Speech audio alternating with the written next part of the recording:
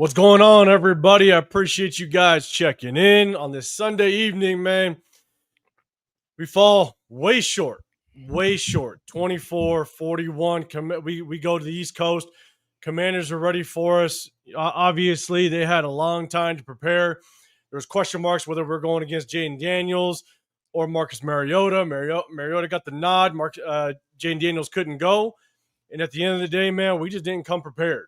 On a short week, it's tough, but you would just hope that our damn Raiders would at least make it competitive, right? But I'll tell you right now, there are things far beyond just the scoreboard that I got a crap ton of question marks on, and just kind of what is going on in this coaching staff room, what's going on as it relates to the offensive line, just the offensive strategy. Obviously, we're coming off of that whole, load management comment from Chip Kelly, and then we see what Genty kind of gets into. And man, I got a ton of stuff to talk about when it comes to Genty, but there's just a ton of stuff, man, to really kind of pick at this team right now, man. And I think the entire Raider fan base is just kind of up in arms about what's going on. So we're definitely going to get into it. I'm going to pick up the stats. I'm going to pick up the box score, kind of look at Geno's stats as well as Genty and the rest of the running back room. And what we're talking about, Trey Tucker. Trey Tucker, he had a little bit of a career day today. So we'll talk about that, and then we'll talk about the defense and kind of the ups and downs that we saw there as well, man. So, I appreciate you guys rocking with us. Remember, we do a sub-only chat, so if you can, hit that like button, subscribe, turn those notifications. You got Chris, Protect the Show podcast. You got the Severe Raider that's going to be with us in just a second. Well, I'm 805 Raider, RealTalk Raider Nation, man. We appreciate you guys, man. I'm going to throw it to my guy, Chris, man. Before we get into it and chat, I'm going to hit you guys up in just a second, man. How you feeling? Hey, I'm feeling okay, man. I'm not super upset because I'm not surprised. I can't say that, I'm surprised about what I saw. We've been talking about it. All of us have been talking about, these moves we're making in the offseason, specifically the way we're playing around with this offensive line. But I'll get into it. But just to quickly answer your question, I'm doing all right, man. I'm doing all right. Doing all right, man. I appreciate you popping in with us, man, because it's not easy. It's not easy, when we're this early in the season, we kind of have a lot of expectations, and we really are excited, right? It's hard not to kind of get out of that, like, here we go again type of thought process, right? It's just, it's hard not to get trapped and kind of get thrown into that thought again. And here's the thing. Again, I want to preface it, like, it was a very hard game to go into this week. And, the Washington Commanders, they played last Thursday night. We played Monday night. So they had four extra days to prepare for us. Then you even kill a day on our side because you have to travel to the East Coast. Then you don't know. You don't know, are we going against Mariota? Are we going against Jaden Daniels? And so for the first 3 days of your practice up until Friday, you're kind of prepping for both quarterbacks. You're trying to figure out, okay, if we see this one, this is what we're going to do. If we see that one, this is going to be our strategy. And then finally, again, Mariota gets the nod, and now you're fully focused only for 1 day, which is Saturday, which is typically just a walkthrough on who you're actually going to prepare for. So we definitely got dealt a shitty hand. Don't get me wrong, but you at least wanted it to be competitive. And, unfortunately, we just weren't. We weren't, and it was a tough road, and so we're definitely going to get into it. But let me hit the chat a little bit, man. We appreciate you guys rocking with us. Emily, man, I see you. You're first in the building saying, not sticking around. This team is just flat out terrible. Way too many missed tackles, and O-line stinks. See, it already starts. Yeah. It already starts, and it's unfortunate that, a lot of the fan base wants us to trust the process very early. When we drafted Genty, everybody's like, see, this is the move we needed to make. This is going to be it. In that first game, didn't do too well. And everybody's like, hey, trust the process, man. You know more than the coaches. But you kind of see the writing on the wall a little bit of just kind of the moves that they're making. And some people hate it when you're truthful, but this is the starting point, right? Emily's like, hey, ain't sticking around. This team is flat out terrible. Missed tackles and O-line stinks, and chat, let me know how many you feel, you're kind of blaming all this on the O-line. Let me know. What a Rocky, what's happening, man? Daniel in the building as well. Happy Sunday to you, man. We're trying to keep it as happy as possible. Severe is going to be with us in a second, but I shot a message to my guys earlier today. I was like, man, I told him after the last weekend's home opener, I was going to detox for like 2 weeks. Man, drinking, we had a lot of fun, and I was like, I was close. They'll bring it out of you, bro. They'll bring it out of you. This is water in this cup. I'm just saying. They didn't let me break that commitment. What up, Chill Ray? What's going on, man? Fire Brendan Carroll. Man, we're going to talk about that in just a second, man. Jason Marshall, what's going on? LS in the bill, what's happening, man? Scott Olson, the O-line is garbage, man. We're going to talk about it, man. Queen V in the building. Appreciate you pulling up for the first time at Tap and Ash. Good seeing you. Matthew in the building as well. Appreciate you. LS, you saying you can make our entire O-line moderators in this chat and they still wouldn't be able to block anybody. Oh, LS, man, I love it. I love it when you always pull up in the chat, man. Good seeing you, man. Brandon, what's happening, man? Another embarrassing effort and embarrassing organization, man. See, it's like it just starts. We're 3 games in and it starts, man. Edgar, what's going on? What's happening, Art? What's happening? LS, I see it. Can you imagine the damage if Daniels played? And here's the thing, man. A lot of people were saying I was going to try to jump on a live real quick or post a video, and I couldn't on Friday. I got my father-in-law in town, and we were just kind of doing a bunch of family stuff, so I really couldn't jump on. And it actually scared me that Mariota was actually going to play. Because if you look at the history of backup quarterbacks in their first game, they always tend to have some success because especially when halfway through the week, you don't know who you're going to face. And so defenses have a hard time trying to prepare for that quarterback. Now watch, Mariota, if he has to play again next week, he'll probably get brought back down to earth. It's like Carson Wentz. Carson Wentz just beat the piss out of the Cincinnati Bengals. What was it, 31-3? Yeah. Well, guess what? Carson Wentz next week will probably come back down to earth because if he's got to, he will play again. And that's what happened with Andy Dalton with us last year. Andy Dalton just cooked us week 3, but then went back down to earth because that's just what happens when backups come in for that one game and they kind of just surprise everybody. The defense doesn't have enough time to prepare. And that's why Mariota actually scared me a little bit more. Yeah. Than I think what the fan base was expecting. So, what up, Art? What's going on? What up, DJ? What's happening? Accelerator in the building. Greatest performance I've ever seen out of the Commanders, probably. What up, Matthew? What's happening? Raider Knight in the building. Quark, what's going on, man? We got Federo Music in the building as well. What's going on? Raider for life. Salute to everybody. Yeah, man. VBZ in the building, man. Remember, guys, if you guys can hit that hashtag Raiders if you have a comment or a question for us as we kind of go through this. But what up, Mark? What's happening, man? Danny in the building as well. Man, I appreciate everybody. Roland, Emily, you're still sticking with us. I still see you didn't pop out too quickly. I appreciate you. They're not even giving us a bright spot to look at. Just Trey Tucker was a bright spot. I'm just going to throw it out there. Was just a bright spot, man. Chris, before we get into it, could you think of any bright spot? Obviously, we talked about Trey Tucker, but any bright spot outside of that? Man, I can't. I really can't. I'm really trying. No, I can't. I really can't. It was tough. It's tough. Well, okay. And I kind of screwed you on that because I kind of said Trey Tucker before. So yeah, so I'm like, it's tough. I'm trying to think. Oh, did anyone? Because usually I love our linebacker play. Usually someone at least one of them kind of play well, but those guys didn't play too well. Or pursuing, missing tackles, wasn't filling gaps. Our DBs did what the DBs did. Max was trying. He gave maximum effort, but he didn't do all that much. So no. And I'll tell you right now, man, Raider Chaos, what's happening, man? The freaking guy, what's going on, man? You got Jason Marshall says AJ Cole, game ball. Yeah. And I'll tell you right now, man, it's like that's been our Raider life. We just always have a good kicking game.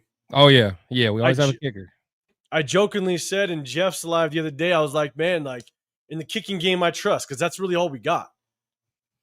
You know what I'm saying? Yeah. Shot to Quirk, though.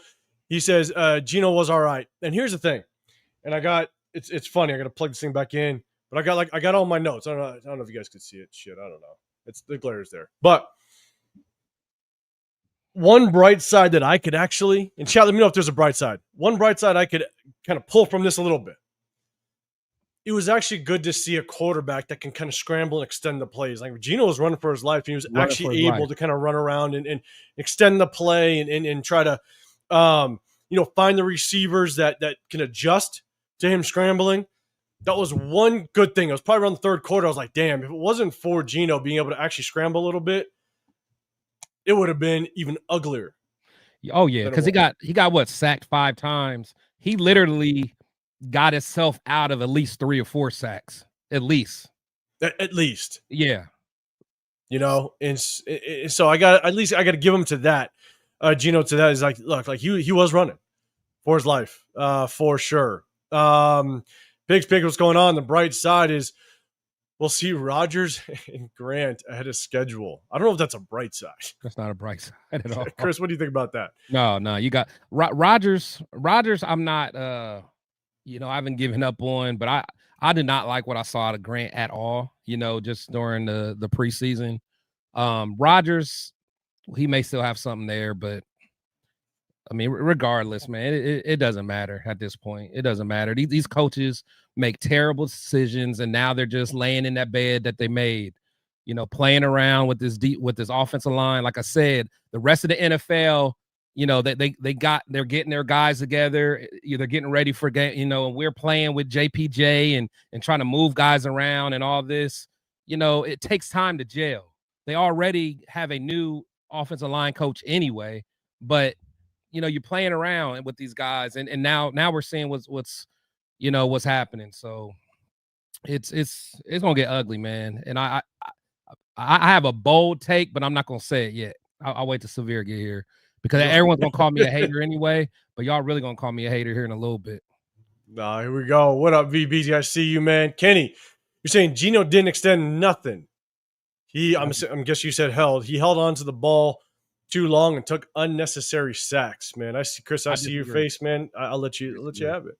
Salute to you, Kenny, but I disagree. I mean, there may have been a couple that he may have held on to, but again, it's hard to see until we look at the all 22. I think once we look at that, we can kind of see what Gino saw. But the amount, I mean, just the speed that those guys were coming in on him, there's nothing you could do, man. You can't. He probably was barely able to get to his first read, barely, without someone on his face. So, and Chris, you kind of said the point that I wanted to kind of talk about based on that comment from Kenny is, look, the one thing that you can't see from just watching it on TV is what was the coverage like? Were the receivers open? Right. What was Gino looking at? I mean, sometimes you want to hold on to that football because you're still in the pocket. You can't just throw it away from inside the pocket because then it's a loss of downs. It's a penalty, right? So you can't see what's going on downfield. And the amount of times that we've seen in the past between the Patriots game as well as the Chargers game, Chip Kelly likes to run two route concepts where only 2 receivers are going out for a pass. And there's times where there's nothing open. Right. And there's also been multiple times where you'll have 4 receivers going out for routes and there's nothing there. So if he's still sitting in the pocket, you can't ask him to just let the ball go. Now, I wish that this kind of goes on the offensive side, but I wish Chip Kelly would have moved the pocket a little bit more. I wish we would have used play action and rolled Gino out a little bit more. But we kind of just sat back. We kind of just had the standard drop backs. So without seeing, like to Chris's point, without seeing the all 22, saying that Gino just held the ball way too long without seeing what everything looked like downfield is really hard to talk about. Unless, Kenny, unless you saw something completely different, unless you saw the receivers and there was potential receivers open during those plays and he was holding it, okay, cool, correct us 100%.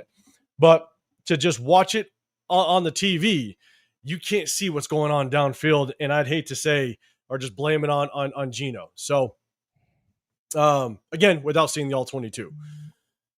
Let's Accelerator, Gino's 34. he can't be running all the time. You're right. We don't want him running all the time. You know what I'm saying? So, Sam the man, what's going on? Are we winning 4 games? Let's hope so. It's Chicago looked good too, and we got them on deck. So that's going to be interesting. LS man, throwing a super chat out there, man. Here's my bold take: Spy Tech won't survive year 3. All right, man. Let's pencil that in. We'll see what's going on. We're going to talk about Raider Chaos, man. You know, you're going to kind of lead us in. Hey, LS, man, I appreciate you throwing a super chat out there, brother. So let's do this. Blue, I see you. Hey, Blue, I appreciate you rolling up to the sports book, man. It was great. You and Jen Slinger and everybody else that rolled up. Man. It was great seeing you, Blue. Appreciate you. Ben, I see you popping in. What's going on, brother? What's happening? Yeah, if you guys don't check out Ben's play-by-play, man, he goes live with it, man. Guys, go definitely check that out during the games. You're a better man than me. I can't do that. That's I can't. I'll throw shit at the screen, man. So Raider Chaos, man, you're gonna kind of get into this one because this is the first note I had on my notes. Raider Chaos, why is JPJ not in the game if he's not hurt?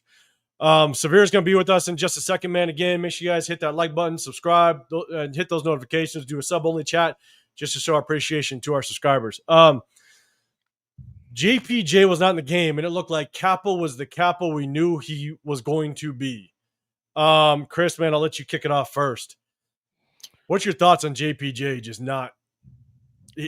It's just the coaches, you know, coming in. Like, honestly, I think they just did not like him from the start. I mean, I don't know if something happened, but this all seems like he's kind of in the doghouse. You know, Pete gets up there on the podium. On the podium for his presser, basically talking about, well, I think it's best for the team if we just have Kappa because of, he hasn't or whatever. I'm like, man, you put the best people out there. It's like, for some reason, they just did not like JPJ from the beginning. They got him out of position. And honestly, I mean, maybe he was too cocky when he first came because he just kind of assumed he was going to be the center. Who knows what it is, man? But honestly, I said it from the beginning. They're playing around with this kid. I mean, this kid was, a pretty decent left guard last year. He moved to center. Immediately, we saw an improvement in the line. They were more physical. They were getting after it. I mean, the thing with him, you just got to kind of reel him back a little bit. He has to be a little more disciplined. But I mean, he can be one of the better centers in the league. And the fact that you're going to take him out of that position, try to fix something that's not broken, and then move him not to the left, back to the left guard, but to the right guard, man, and then you want to put him like second string. They're playing, man. They're playing. He's in the doghouse for some reason. I doubt that he was even hurt, man. To be honest, I doubt he was hurt last week. And look, obviously we know JPJ, he's had his concussion issues well in the past. That's partially the reason why he dropped a little bit in the draft is just because of the concussion scare. I think he had another injury that he incurred that some of the teams were maybe a little bit iffy about. But to see just how bad Kappa was doing, again, I'm going to go through and break down the game film to see just how bad it was, right? But were you surprised? Not surprised at all. And the game just it never felt like we were in it, right? Especially when it came to special teams. Every time that even though we had the one touchdown, I believe it was like around third quarter, they come back and bang, they sprint off that 60-yard rushing touchdown, or whatever it may be, and then they had the punt return, I think it was for a touchdown. They just answered. Right? They just kept answering. And so it just seemed like we were never going to be able to kind of get in that within reaching distance. But I will get to a situation kind of tail end of the game. That kind of pissed me off. But it's like you're seeing Kappa playing bad. And you have JPJ just sitting there. And like you said, Pete Carroll came on and said, we're playing off of a short week. And maybe you wanted to let JPJ get one more week of rest in, and I'm just sitting there going, if he's suited, if he ain't on the injury report, right, get his ass in there. Right. Right. Because the thing is, if he's not, if he's not healthy enough to play, then make him inactive. Make him inactive. If you make him active, everyone who's active should be able to play. Bring someone else Absolutely. up. He's not healthy enough to play. It's just ridiculous, man. Just stupid decisions, and we've seen this all off season. All off season. No, I'm with you. I have no clue why JPJ didn't at least get an opportunity to kind of get in there and kind of help things out a little bit. Not saying that he's doing great either, but man, Kappa looked just bad. Raider Nation, we got lucky beating the Pats, but we may not win another game if things don't change, man. Shooting, shout out to Kenny, and I'm not sure if you saw it because I didn't notice it, but they said JPJ played special teams. I didn't even know that. Yeah, I didn't even know it. I heard someone else say that, but I wasn't for sure. So that pisses me off even more. Like, what are we doing? That's man? Crazy. What are we doing? So we're playing around with this dude, and the thing is, when he asked for when he requests a trade, then Raider Nation is going to turn their back on him, and then it's going to be a smear campaign on JPJ. Oh, he was never a Raider. Oh, that's how it is, man. It's just, it pisses me off. It's just an endless cycle. Mark my word, JPJ is going to be an enemy of the Raider Nation pretty soon, because he's going to want to get out there, because if the Raiders aren't going to play him, I'm a young prospect that played very well in college. I know I could play at a high level. Let me go somewhere else where I'll be appreciated. And then the Raider Nation is going to hate him. Mark my word. It's going to. Without question. What up, Chewy? What's going on, man? Tracy, what's happening? Rick Rock, I see you. What's going on, brother? Appreciate you rolling with us, Chewy. You got it. We'll never see Genty's greatness with an offensive line like this. Shit, we can get into it. We can get into it. And we see Severe or Solomon. What's going on? Severe, what's going on, man? We're going to see you in just a few minutes.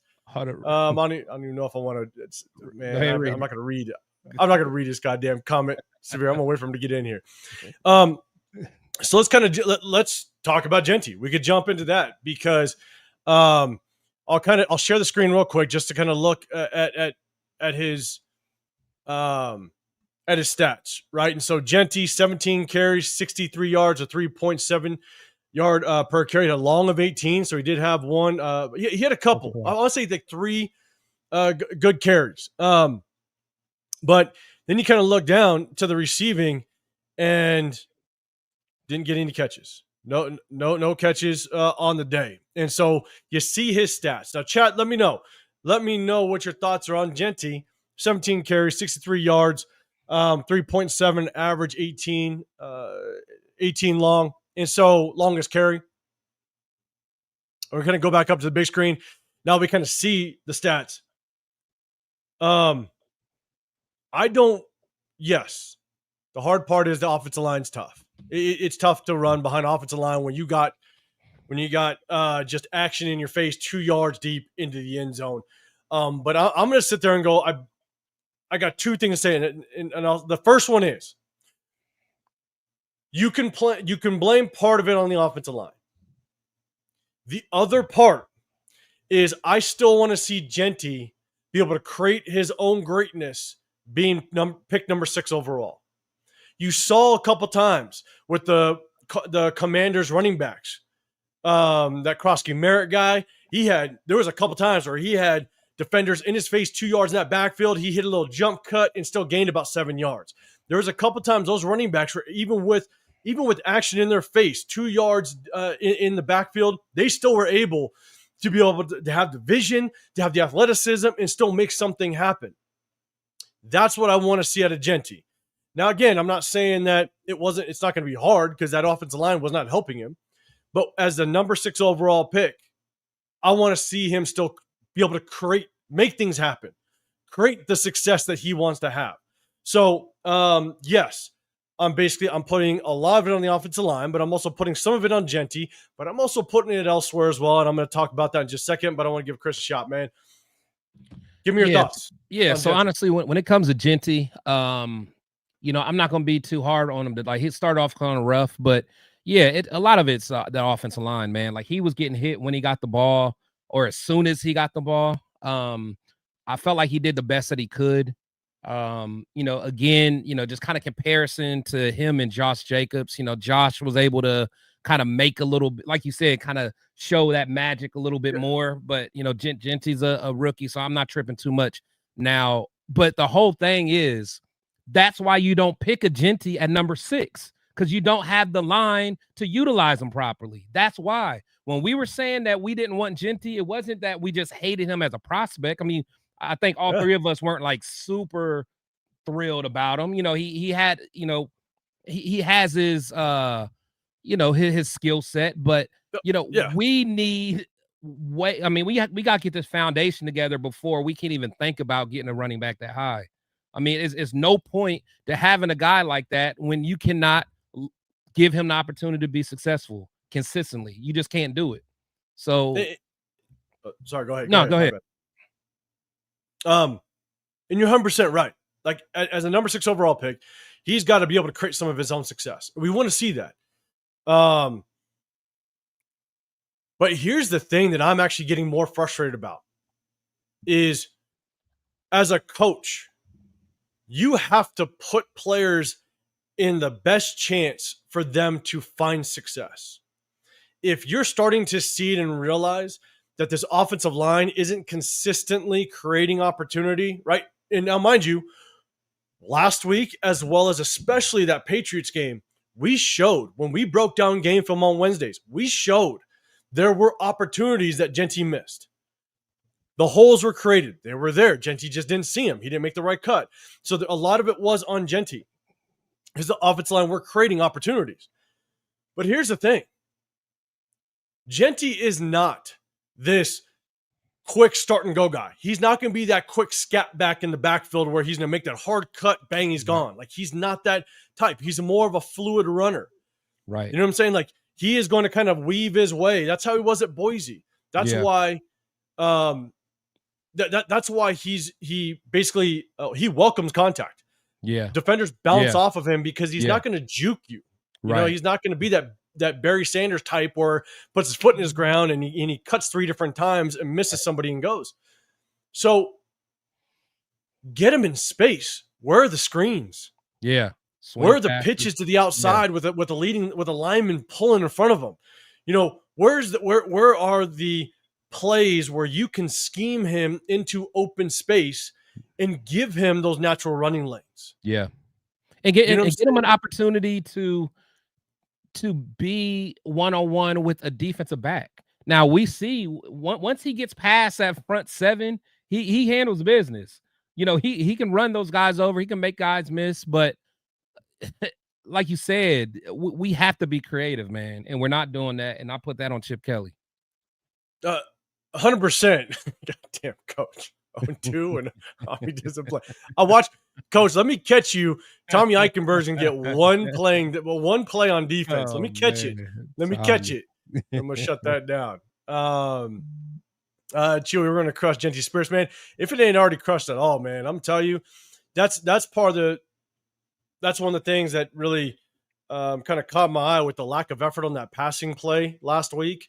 Yeah, where he just got blasted and just, I'm like sitting there going, damn, like is he just, and I posted a video yesterday on this, and I'm sitting there going, is his effort just out the window when he knows he's not the focus of the play? And I'm not saying that it is. I'm just saying this is something I'm gonna start watching for a little bit. Just what's his effort like when the play isn't going to him necessarily? But yeah, Chew, you're saying, we're gonna crush Genty's spirits, man. Here's the thing. And Chris, I'll throw it to you just on this in a second, is I will say, if we crush Genty's spirits this early, you never were meant for the NFL then. Good point. I'm sorry. If we're going to crush your spirits just because you've had a few bad games, you ain't built for this. You ain't built for it. Yeah. 100%. Then this level ain't for you. You know what I'm saying? Like, you need to have a short memory. You got to have thick skin. And you got to keep wanting. You got to keep driving. If you're gonna let 3 bad games affect you, man, then you ain't worth that 6 overall pick. That's on you. You got to be the motivator. I want to see him on that sideline. Being able to kind of get this offensive line ramped up and just be like, hey, man, You create that. Just give me that. Just give me that, and I'm gonna take it. We're gonna make this happen. So let him kind of help. Like maybe he could try to be that motivator on that sideline. But you kind of see his demeanor on the sideline, and it's a little tough, man. Chris, you got any words on that? Yeah, no, I agree. You hit it spot on. Like at the end of the day, yeah, if that kind of gets him off his square, then yeah, you may not be mentally tough enough. And honestly, and I don't think his spirits are crushed. I just think he's probably frustrated. But then again, I mean, his whole, I mean, from the very beginning, getting there, you got this weird offensive coordinator telling you to switch up your stance. I mean, just little things like that, man. It's like, it's just not a good look. It's just not a good look. And honestly, the blame goes across the board. So I don't want no one to think that I'm just pointing my finger at Genty. I'm not pointing it just at Chip. I'm not pointing it just at Pete. Well, Pete's getting most of it because he's the leader of all this. But, at the end of the day, I mean, everyone on this team looked bad for the most part, man. Coaching, players, everybody. No one should be satisfied. And it's going to get ugly. It's going to get ugly if we don't make something change ASAP. Yeah, and Chris, I saw you responding to Kenny's comment. I went back to look at it, and you're saying, Kenny, Genty will never live up to number 6 pick. He's more Doug Martin than he is Bijan. What's funny? Doug Martin's a little exaggeration, but I get what he's saying. But you know what, though? Because I always had I've said this multiple times, even on some lives on some of the other content creator shows, and I said, I had Genty's ceiling as, screw him, but I'm going to say his name, like Ray Rice. Right. I thought Genty's ceiling was Ray Rice. Right. But Ray was probably a little faster. Yeah, I think he was a little faster, but I thought Genty's ceiling was Ray Rice. I was kind of sticking to it. But, man, you throw Doug Martin out there, it's like, if you put Doug Martin in his prime, maybe it is. Yeah, and he killed us. I'll never forget that game. He killed us. Yeah. Yeah, but that just means he's going to be a good running back. Yeah. Not a great running back. No, absolutely. And so that's actually Kenny. That's actually a pretty good comparison, man. I could roll with that. What up, Leo? What's going on, man? Scatterboo just had a good half. Did he? All right. Yeah, what's his numbers look like? He looking good. Yeah, I'll see what his number. But he just running strong, man. Running strong. Yeah, man. Raider Nation, Jason, what's going on, man? I appreciate everybody that's popping in with us. What up, Jason? Isaiah in the building as well. Chew with the hashtag Raiders, man. I appreciate this. Offense is way too predictable. I was sitting on my couch calling these plays out. Yeah, Scatterboo, 6 carries for 39 yards, 6.5 average with a touchdown. Oh, man. What up, BG? What's going on, man? You at the game today? I'm sorry you paid money to see that, man. I'm sorry you paid money, but at least you paid money somewhere there, not at Allegiant. Because, man, Allegiant, I'd be pissed off if I paid money to go there and we lose. What up, Robert Pena? What's going on, man? I see you. LS throwing out another super chat, man. I appreciate it. The whole point of taking running back at 6 is to counteract the fact that you have a bad O-line. Why do we draft him if he needs a great O-line?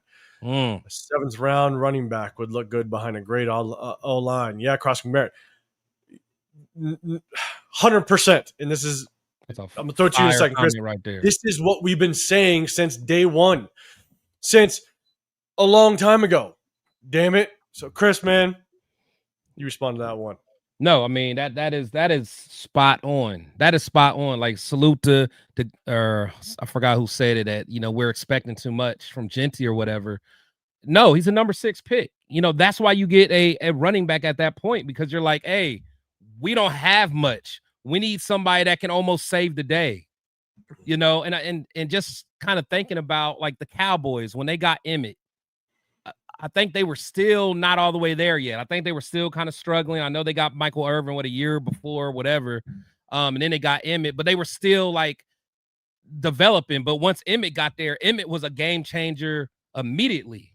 That was before they had all the best linemen in the NFL and all that stuff. Like, they were still trying to build that up. But I mean, I'm sorry, man. I mean, Genty, we do expect you to show that magic, man. We do. And I know it's hard to put that pressure on them, but that's part of it when you're the number 6 pick, man. And that's why guys like us, me, 805 Severe, rest of TRS, we just knew we weren't ready for a Genty type player. We just don't have the rest of the personnel. We just don't. We don't, and that's the thing, right? I've always said it. I've always been a build in the trenches guy, because when you build the trenches, you kill two birds with one stone. You can open up holes for the running back, and any running back can run behind. Any running back can average 3.5, 4 yards behind one of the best offensive lines in the National Football League. But then you also protect your most prized commodity, which is your quarterback. You kill two birds with one stone. The running back isn't going to be, and Severe says this all the time, so I'm going to kind of coin Severe a little bit because it's a very good saying, is the running back doesn't determine the ceiling of your running game. It determines the floor, right? What determines the ceiling is your offensive line. Absolutely. And we've always been an advocate for making sure that you prioritize the offensive line. So everybody that was high on Genty and said, get Genty, but now you're complaining about the offensive line. You made the bad decision. That's why we didn't want to get Genty. That's why. You made the bad decision. It was a bad evaluation to go get Genty when you're complaining about the offensive line. Now, in LS, man, I appreciate it. Appreciate you throwing a super chat out there, man. I'll tell you, man, it's tough. It's tough. What up, John Fallon? I see you. What's going on, man? Appreciate you popping in with us. Bree in the building as well. The Raiders have been bad because of continuously drafting bad year after year. 100%. No lies detected right there. Chew with the hashtag. We should have drafted 2 O-line round 1 and round 2. At this point, shit, man, you got to pour as much as we can. What up, Dub? What's going on, man? I appreciate you. I appreciate you rocking with us, rolling in here. H, I see you. What's happening, man? Alec M, what's going on? Troy Gill in the building as well, man. I appreciate you. Appreciate everybody rocking with us. I see Black Superman. What's going on, man? Can we fix the O-line with 2 players this year? See, but the thing is, man, and again, the O-line may not be as bad as it is if you keep the players in their right position. Glaze was doing good enough. So, I mean, Glaze, they left Glaze alone. They left Colton alone. But on the inside, you had a center that was still developing, that he showed some promise. You keep him.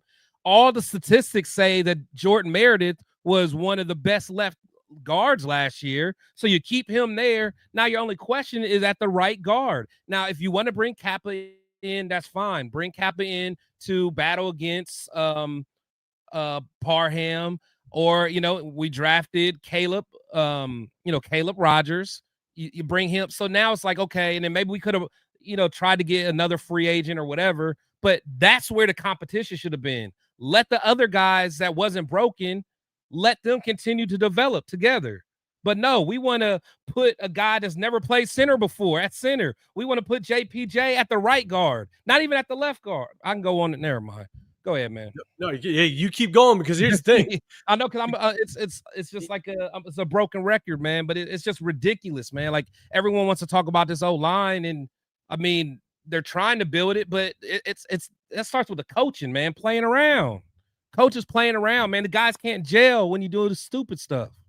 And you just ended on that point right there that I wanted to bring up. And but Kenny first, you said we drafted 3 third-round picks and a 2nd-round pick in the past 2 drafts. O-line. The line should be better.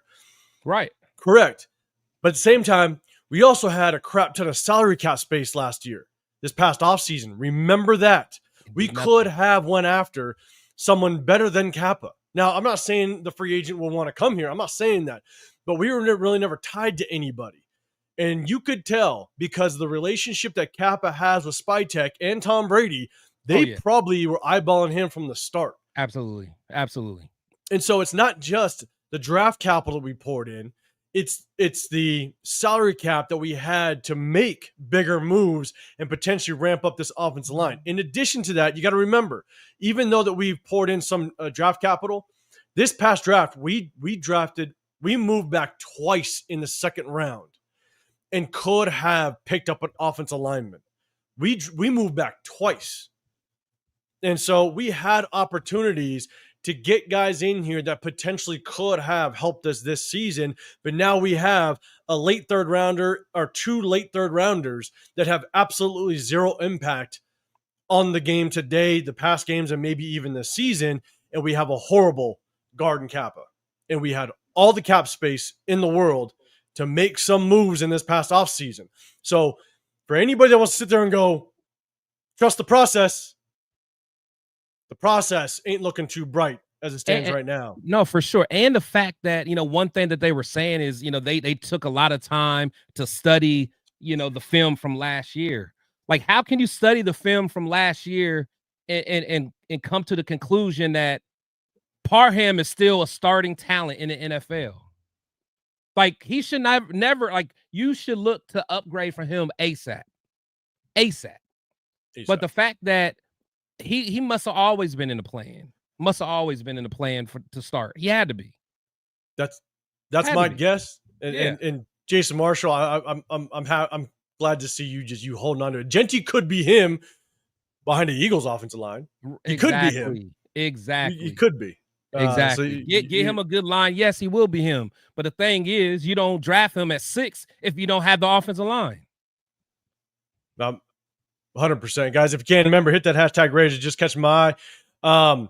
But in addition to that, and Chris, man, you ended with it, man, and that's because this is kind of where I want to go. And it's already flying through social media. And look, you remember the classic live that we had with Lunatic the weekend after we all went to Bakersfield? Yeah. Where Lunatic's hats came alive? Yeah. Rundown asked me a question. He said, man, what's your biggest question mark? Oh, yeah. Going into the season. I remember what you said. And I said it was Brendan Carroll. Yeah. Brendan was like, hey, man, like, what's your biggest question? I said, it's Brendan Carroll. It has to be. And all the shuffling that you're talking about, that you just explained, and we've all talked about it, but the shuffling of this offensive line, the weird moves of JPJ, Jordan Meredith going to center, Kappa coming into the fold. Brendan Carroll has never been an offensive line coach in the National Football League. He's always been an assistant offensive line coach only under his dad at Seattle. And then when Pete Carroll decided to walk away, he couldn't get a coaching position in the NFL. He went down to Washington, University of Washington. And then when does he get another NFL job? When his dad's back in the NFL. There's the majority of our offensive line is the same from last year. So how are we? And again, I'm not saying that we're regressing to a point where it's absolutely horrible, because we've seen it. Last week we saw there were plenty of times where we had good protection. There were opportunities for Genty to kind of have some success in the run game. We saw it week 1. So it's not like the O-line is absolutely horrendous, but there's pieces to this, like Kappa, that is it's just not working out. And we know what Meredith looked like at guard. We know what JPJ looked like at center. So why are we shuffling it up? And so that's where it's like we regressed, but we still have almost the same personnel. And we knew Parham was going to be a handicap. I didn't even think he was going to make the team, man. I really did not think he was going to make the team. I'm like, oh, we're definitely going to move on from him. If you watch any type of film, we're going to move away from him for sure. I'm telling you, it's tough, man. Sun Goddess, what's going on? It was good seeing you over that last weekend. Appreciate you rocking with us. So, all right. So we're kind of getting through all this, man. J-Doc, I see what's going on, man. One safety deep is not how NFL teams play. Appreciate you guys. Okay. So remember, guys, if you can't hit that hashtag Raiders, man, with over 200 people in the building, it's hard to keep up. Hit that hashtag Raiders, then hit me that comment. Just kind of throw it out there. It catches my eye. I definitely want to try to pull some things up if you got a question for us. Even though we just talked about the O-line, all right? We talked about the O-line. We threw it out there. Just DG saying, real quick, I see it. Joe Film had to be a reason this O-line mess still exists. There's no reason they watch film and think this was okay. All I don't know what hand Joe Philbin has in this whole thing. To be honest, it's weird that he sits right next to Pete Carroll in the box, or next to Chip Kelly in the box. He does, which is interesting. I kind of want to wait for Severe to come on here for this one, but before I jump to the other offensive positions, we're going to talk about Michael Mayer, man. That concussion looked nasty. We're going to talk about the receivers for a second. But before I do, man, I'm going to put my tinfoil hat on, and I'm going to throw something out there. And again, I want to wait for Severe to come on here. But I just kind of got done talking a little bit ago about how I don't think Chip Kelly is really using, like, he's not trying to get Genty into situations that utilizes him best to his skill set, right? Again, where's the screen plays? Where's the passes to get him into open? Hold up. Someone's in the building. We got the legend in the building. It's about to go down. Does he got the red hat on? That's going to tell me everything. It's about to go down. And here we go. And he's in the building. He ain't on demon time. He ain't on demon time. Chat, let everybody. What's going on? Chat, let everybody know Severe's in the building, chat. You just in time, I don't got the red hat on, but you know. He got the Pusha T-shirt on. Oh, watch out now. You know what time he need business. I don't need the red hat. I don't need the red hat. He got the Pusha T hat on. It's about to get nasty. I need the red hat. What up, Coach G? What's going on? So here's my thing, Severe, and I'm throwing this out there. Not sure how much you were hearing us talk a little bit. I know you were throwing some crazy comments. I saw that last one. Just trolling us. But here's my thing: is Chip Kelly, as good of as an offense coordinator he's been in the NFL, right? He was a good offense coordinator in the NFL. Obviously, he showed his worth in college. One thing I will throw out there is it's been almost 10 years since he's been in the NFL. So is he trying to use what he used in college now? Because that's what he's used to. That's what he's been scheming up for the last 9 years, basically 8-9 years. Is he trying to use that in the NFL? And look, the NFL, it evolves constantly. You look at, and the best example could be used with the Kansas City Chiefs. The Kansas City Chiefs 6-7 years ago was a high-flying, stretch-the-field type of offense with Tyreek Hill. And they started to change it because the way the defenses are starting to kind of go to that too-high safety set. And so they started to kind of change what they wanted to do. And so I guess my thing is, one, is Chip Kelly trying to use too much what he did in college, and it's just not using. And there's going to be a big transition period for Chip Kelly with his offensive play calling. But two, like, as good as he is not getting Genty in situations that utilizes what he's good at. Again, I haven't seen Genty in one screenplay, and I don't know how much screens Chip likes to run, but I haven't seen him one time in a screenplay, or just in a pass play where it gets him out in space.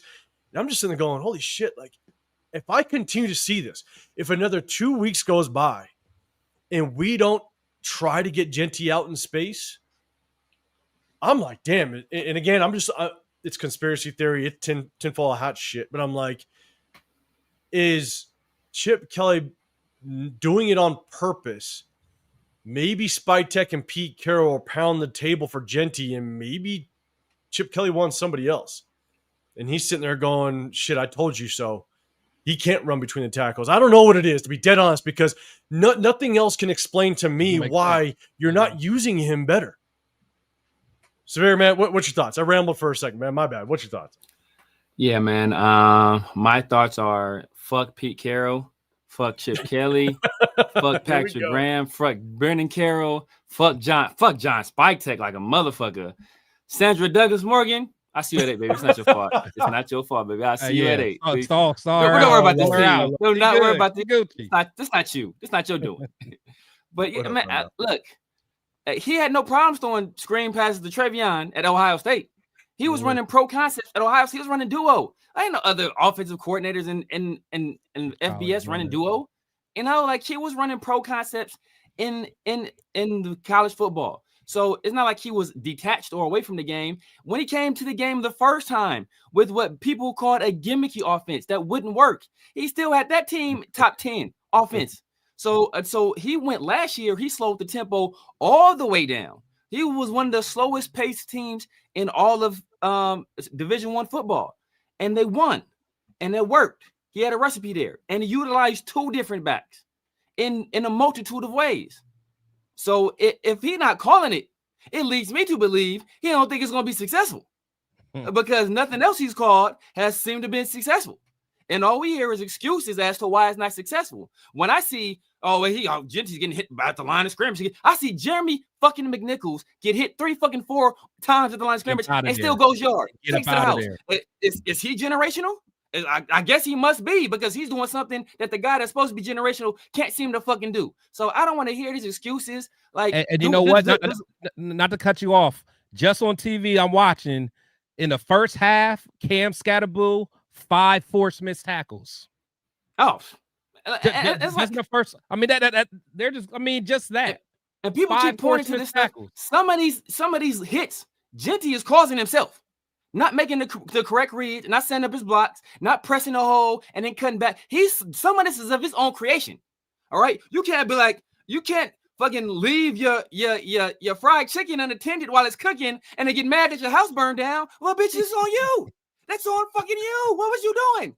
Man, you over there watching Love Island? What are you doing? All right, goddamn. Like, so people want to, like, oh my God, feel sorry for. There's, like, I ain't even getting into it, but there's somebody else that caused some issues for themselves too recently, and I'm not gonna get into that. So it's like you can't be bad yourself and then point the blame everywhere else. Do other people take part in that blame? Yes. Can Chip Kelly call a better game? Yes. Can the offensive line be better? Yes. But we said that. Oh, did we say this? And what were we told? We were told to shut the F up because Pete Carroll, he's been in here a long time. And you guys know more than them. Knows this guy. And Kappa, he was, he's going to be better. And then, obviously JPJ, he's too dumb to play center, even though I see Meredith out here missing protection calls and not calling out blitzes. And obviously the communication on the right side of the offensive line, it obviously is not there, as opposed to the guys who are more experienced on the left side of the line. They seem to have things in order because they're experienced guys. So we were told that we didn't know what we were talking about. I was told that Pete Carroll works up at 5 o'clock in the fucking morning and goes for a morning jog and he's wrestling, so he knows what the fuck he's doing. Apparently, this 74-year-old motherfucker don't know what the fuck he's doing, right? Because Seattle looks damn good, but we look like shit. So apparently, we were right about all of this. I don't give a damn. This motherfucker pinning people on the ground. They bouncing back. He throwing the ball, looking old. He looking like the old man. Looking like the old man from Family Guy talking to the muscly on paper boy. Hoping he brings us some good news. But guess what, motherfucker? We ain't got no good news to bring. All right, here we go. Rafa, hey, man, I appreciate you with the super chat, man. I appreciate you guys. Make sure you guys go check out Rafa's channel, man. Appreciate the super chat. I was letting Severe kind of get that out of him. Get it out, bro. So, because that was brewing. I see when Severe gets into our chat as he's about to kind of come onto the show, he's got it, but he's brewing something. And that fried chicken one was he was waiting. That one was just brewing. I love it. What up, Macho Man? What's happening? What up, Rundown? Guys, make sure you guys go check out Rundown, part of that TRS crew, without question. He says, they know the line is trash and they're not trying to kill him. And I can't give them that excuse. I can't give them that excuse that they know the O-line is trash, because it's on them. It's on them that the O-line is trash. Exactly. We had the money. We had the money. And all the draft picks in the world to make it happen. And Severe, you're saying, like, and without question, that there isn't the excuse when it comes to Genty. But for myself, when I say I want Chip to use him better, it's because, I want to win. I want to see this guy actually be successful. Yeah. Like, I'd love to be wrong. That's why I want to see it just be run differently, because I've coached this thing before. Like, I've coached this game for too many years to know that there's ways that you can use Genty to just get a little bit better out of him. And again, it's just get him in space. Like, he doesn't navigate well in between the tackle. He just doesn't. And I don't think he's going to find that success, especially with the way our offensive line is working, right? It's not going to happen enough. And it's because he doesn't have the skill set to do it. And it's not surprising. It's not surprising to any of us that you chat, anybody that you've seen on this screen now. It's not surprising. Yeah, we're not surprised. We're not surprised, man. Yeah, like, I want them to use him in a way that can get the best out of him. And it's just like, and again, I'm like, Chip Kelly's a good enough offensive coordinator. Like, how the hell do you not do this? And here's the thing. Chip Kelly just got done talking about load management. And I want to talk about a couple notes. Yeah. I want to talk about a couple notes in chat. I'm going to get down to you guys. I apologize, but here's a couple notes that I took, right? They said, and I literally put hold on because I wanted to catch my eye on my notes. 8 minutes left in the second quarter, 3rd and 1. We go shotgun. We put Genty in motion. Yes. I called that and then out, we motion him back and we push him up to the line of scrimmage to be a pass blocker, which means Gino was in shotgun on 3rd and 1. This is second quarter with 8 minutes left. And Gino motions Genty up to the line of scrimmage to pass block. You're 3rd and 1. I called, yep. How are you not putting, 1, Gino under center, 2, showing the threat of run on 3rd and 1? Yeah. That was shocking to me, right? And then obviously, but Gino scrambles around and he does complete the pass, whatever, right? Yeah. But on 3rd and 1, you put Genty in a clear pass blocking situation, which was stupid on 3rd and 1. And then with 2 minutes left in the first half, 3rd and 1, in shotgun, it's my bad. On 3rd and 1, in shotgun, you actually remove Genty out of the game. Genty's out of the game on 3rd and 1. And then on 4th and 1, Genty's out of the game again. So in 2 separate situations, on another 3rd and 1, and then on a 4th and 1, now was a quarterback sneak. Gino got it, but that's another 3rd and 1, and then a 4th and 1 that Genty's not even out there. And then on another 3rd and 1, at the end of the 3rd, Genty comes out of the game on 2nd down, and then Zeus is in on a 3rd and 1 and 4th and 1. It's like there were so many short yardage situations that Genty's not even in the game. And then at the very end of the game with 5 minutes left in the 4th quarter, you're in hurry up. All right? You're in hurry up. I believe we were still within like 2.5 scores. We end up scoring on the not on this drive, but with 5 minutes left in the 4th quarter, you're in hurry up. So you're still trying to move the ball. It's 4th and 1. And we hand it off to Dylan Labe. Yeah. And he gets stopped. Yeah. Why the hell is our number 6 overall pick in 5 situations in the game in short yardage sitting his ass on the sideline? You know why? Because Genty is so shitty in pass protection that they know if he's in the game, they know you're going to run it. They almost fucking certainly know you're going to run it because they wasn't leaving them in any other third down situation in the game. Basically, almost every 3rd down situation, especially passing situations, either Zeus or Dylan Labe was in there every single time. So if you want to even sell the situation that you may pass it all, sell it at all, you got to take him out because they know if he's in the game, they're looking run. So maybe you need to hit him with a play action on the 3rd down or something like that. Maybe you need to do that. But maybe if you do that, you don't trust this motherfucker to block anybody. Because we saw what happened last week. Motherfucker's fixing his gloves on the fucking field when Gino's running for his damn life. So, like it's kind of you between a rock and a hard place. But me, I don't give a damn. I got you at pick 6. Are you gonna be out there? You're gonna be out there doing something. If I gotta throw you at slot receiver, you finna be on the fucking field. I didn't waste the 6th pick on your ass to sit on the sideline in these situations. So I'm gonna figure some kind of way to get you in the game. Something. He said load. He actually used the word load management. And here's the thing: if you actually had Genty in on that 4th and 1 instead of Labe, and let's say Genty gets it, we don't. Well, let me rewind. We don't get it. We stop the Commanders and we go down and score. That's when Trey Tucker had the deep ball for a touchdown. Yeah. And then you get the 2-point conversion, and now you're within 10 points with, I believe, it was around 4 minutes left in the game. And so if you would have gotten that 4th and 1 and you continued down, you actually scored, you would have given yourself more time. And so to me, I feel like it was just Like, how in the hell is our number 6 overall pick in 5 situations on short yardage not even a factor throughout the entire game? And again, not even in the game, which is crazy. And the one time he was in the game, you motioned him and pushed him up to the line of scrimmage to pass block on 3rd and 1. Didn't even show him as a running threat. Yeah. Like, it's crazy to me. And just on the DJ, man, I mentioned it earlier. Yes, it was going to be a tough game. Commanders played Thursday night. They had 4 extra days of practice. We ended on a Monday night. We had travel East Coast. That was going to make it a very tough game, no matter what. Like, that goes without saying. The schedule played a very, very big toll in it. But there's other things outside of just that is just very questionable with this coaching staff as it stands right now. And this is kind of what we're trying to dive into. So shit, man. Yeah, let's talk about appreciate everybody rocking with us, man. Salute if you guys, man. Yeah, I apologize with almost 240 in the building. If you remember, hit that hashtag Raiders if you got a question or a comment to what we're saying. It just catches my eye. What up, Bueno? I see you. If you can't hit that like button, subscribe. We'll hit you guys after every game day.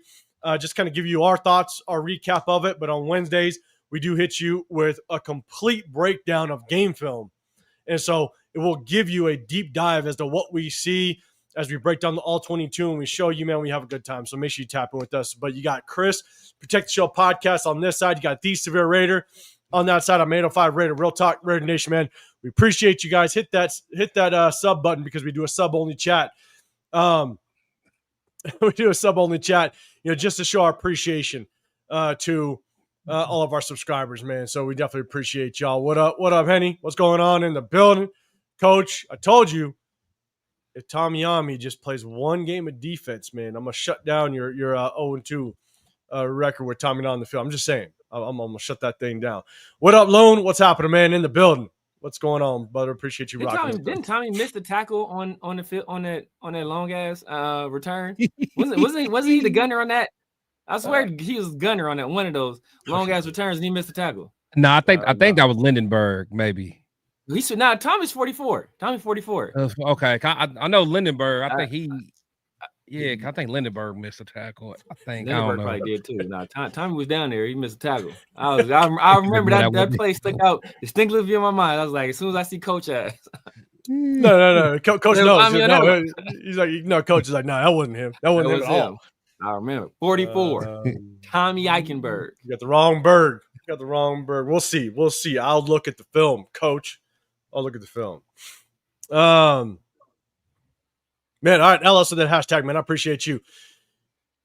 Do you think bringing in a fullback to have Genty run behind would help, especially if we bring in that can help pick up blitzes and pass block? To be honest, I don't even think Genty's a type of runner that would be successful with a fullback. To be honest. Because you have to.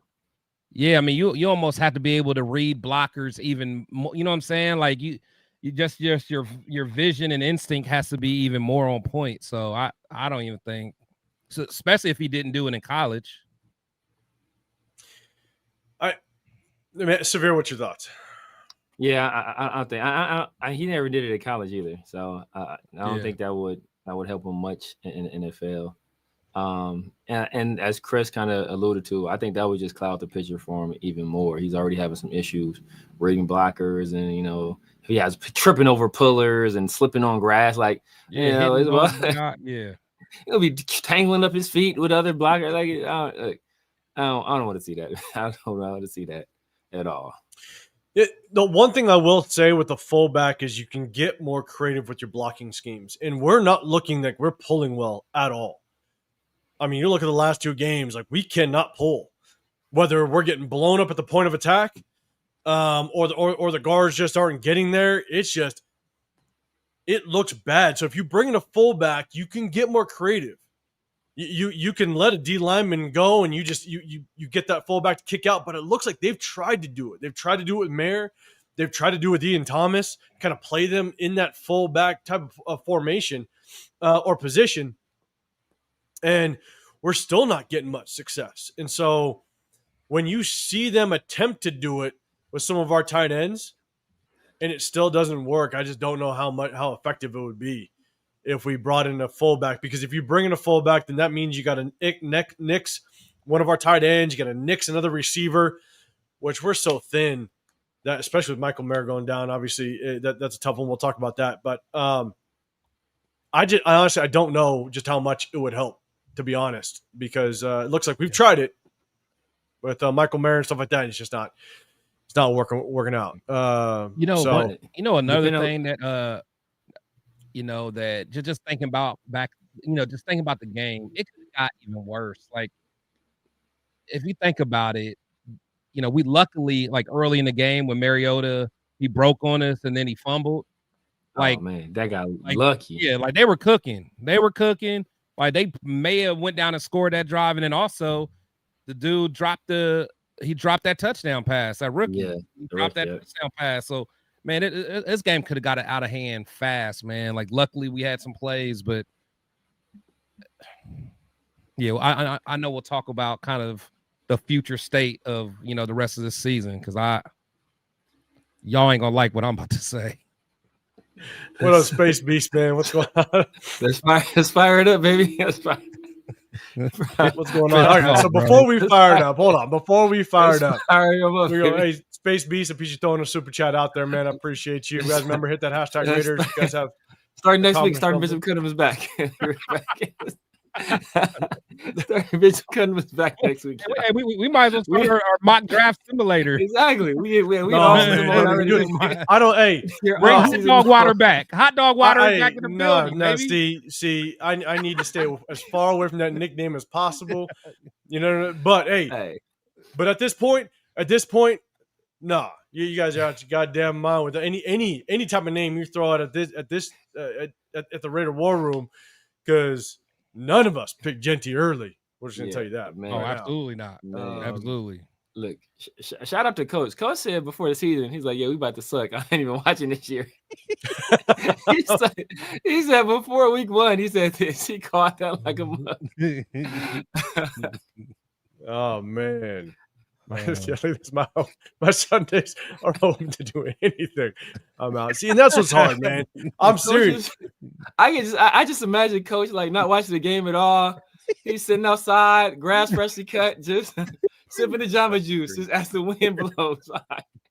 It's birds chirping in the background, kids riding by on their bikes. He's doing anything, but he's in peace though. He's in peace. Yeah. While the rest of us is over here pissed off. I was doing it. Took everything out of me not to walk to my fridge in my garage to pull something out of it, because I was just like, Jesus Christ, man, I needed something. So, all right. Let's talk a little bit. Like, obviously, Michael Mayer goes down. That was a brutal injury, man. I obviously, hopefully he's okay. Looks like he is without question gonna have a concussion. He's gonna be out for a little bit. So, Ian Thomas, time to step up. One guy, I'm telling you, man. And we can talk about, we'll talk about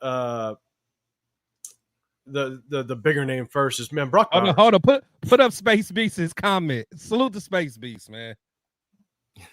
There we go, man. We forgive you, baby. We forgive you. Space, man. That's my guy. It's all family, man. We forgive you. Hey, look, we've all been there at one point in time. Hey, and we'll admit when we're wrong. To help y'all, man. We're like Noah. We're like Noah. Look, like, we're trying to get y'all in the ark, but y'all ain't want to get in the ark, man. Look, Chris is basically a professional gambler. You got to go with the odds, baby. What are the odds that the Raiders are all of a sudden well-run team that is going to have success and knows how to draft at the first? Like, what are the odds of that happening? What are odds of us having two good first-round picks in a row? When is the last time that happened? When is the last time we had back-to-back first-round picks? Like, damn, the Raiders really knocked that draft out of the park. Like, this shit ain't happening at all. Yeah. I don't know, man. Yeah. I don't know, but Space Beast, man. Hey, look. Salute and here's the thing. You guys know, even if we're wrong, we'll say we're wrong. Oh, yeah. We'll you know what I'm saying? And so it's like, it's not, it doesn't go one way. We appreciate it. Even though people just love to let us know when we're wrong, or just say we're wrong in general, without any facts behind it, we'll definitely let you know when we're wrong as well, without question. What up, Omar? What's up, man? I appreciate you. Yeah, we talked about Scatterboo, guys. We did not win a Super Bowl, so we can never be right. And the people that won Super Bowl, never be right. I'm with you. Have you guys ever played in or coached the Super Bowl? Where Money Check at? He played in the Big 8. Where's he at? Where's he at? Oh, Money Check. Where's Money Check at? This is Big 8 Money Check at. And look, my take, what's going on? Me hit that hashtag Raiders, man. I appreciate it. After listening to Pete's post interview, he said this game is on him. Will he change the line? It's not will he change the line? Will he change who's coaching the line? That's the biggest question mark. It's on him because it's also on his bloodline. God damn it. That's my biggest thing. Is I wonder. He did. I watched his press conference. It was all on him. He took the responsibility. He didn't point the fingers at nobody, and so I don't even know what that next move is going to be. But, Chris, man, any thought? Did you see? You saw Pete's presser. Any thoughts on that? Yeah, it gave me a lot of Derek Carrish vibe. Man, didn't it? Like. Yeah, I don't want to hear that, man. I'm we know it's on you. We absolutely know. You don't have to tell us.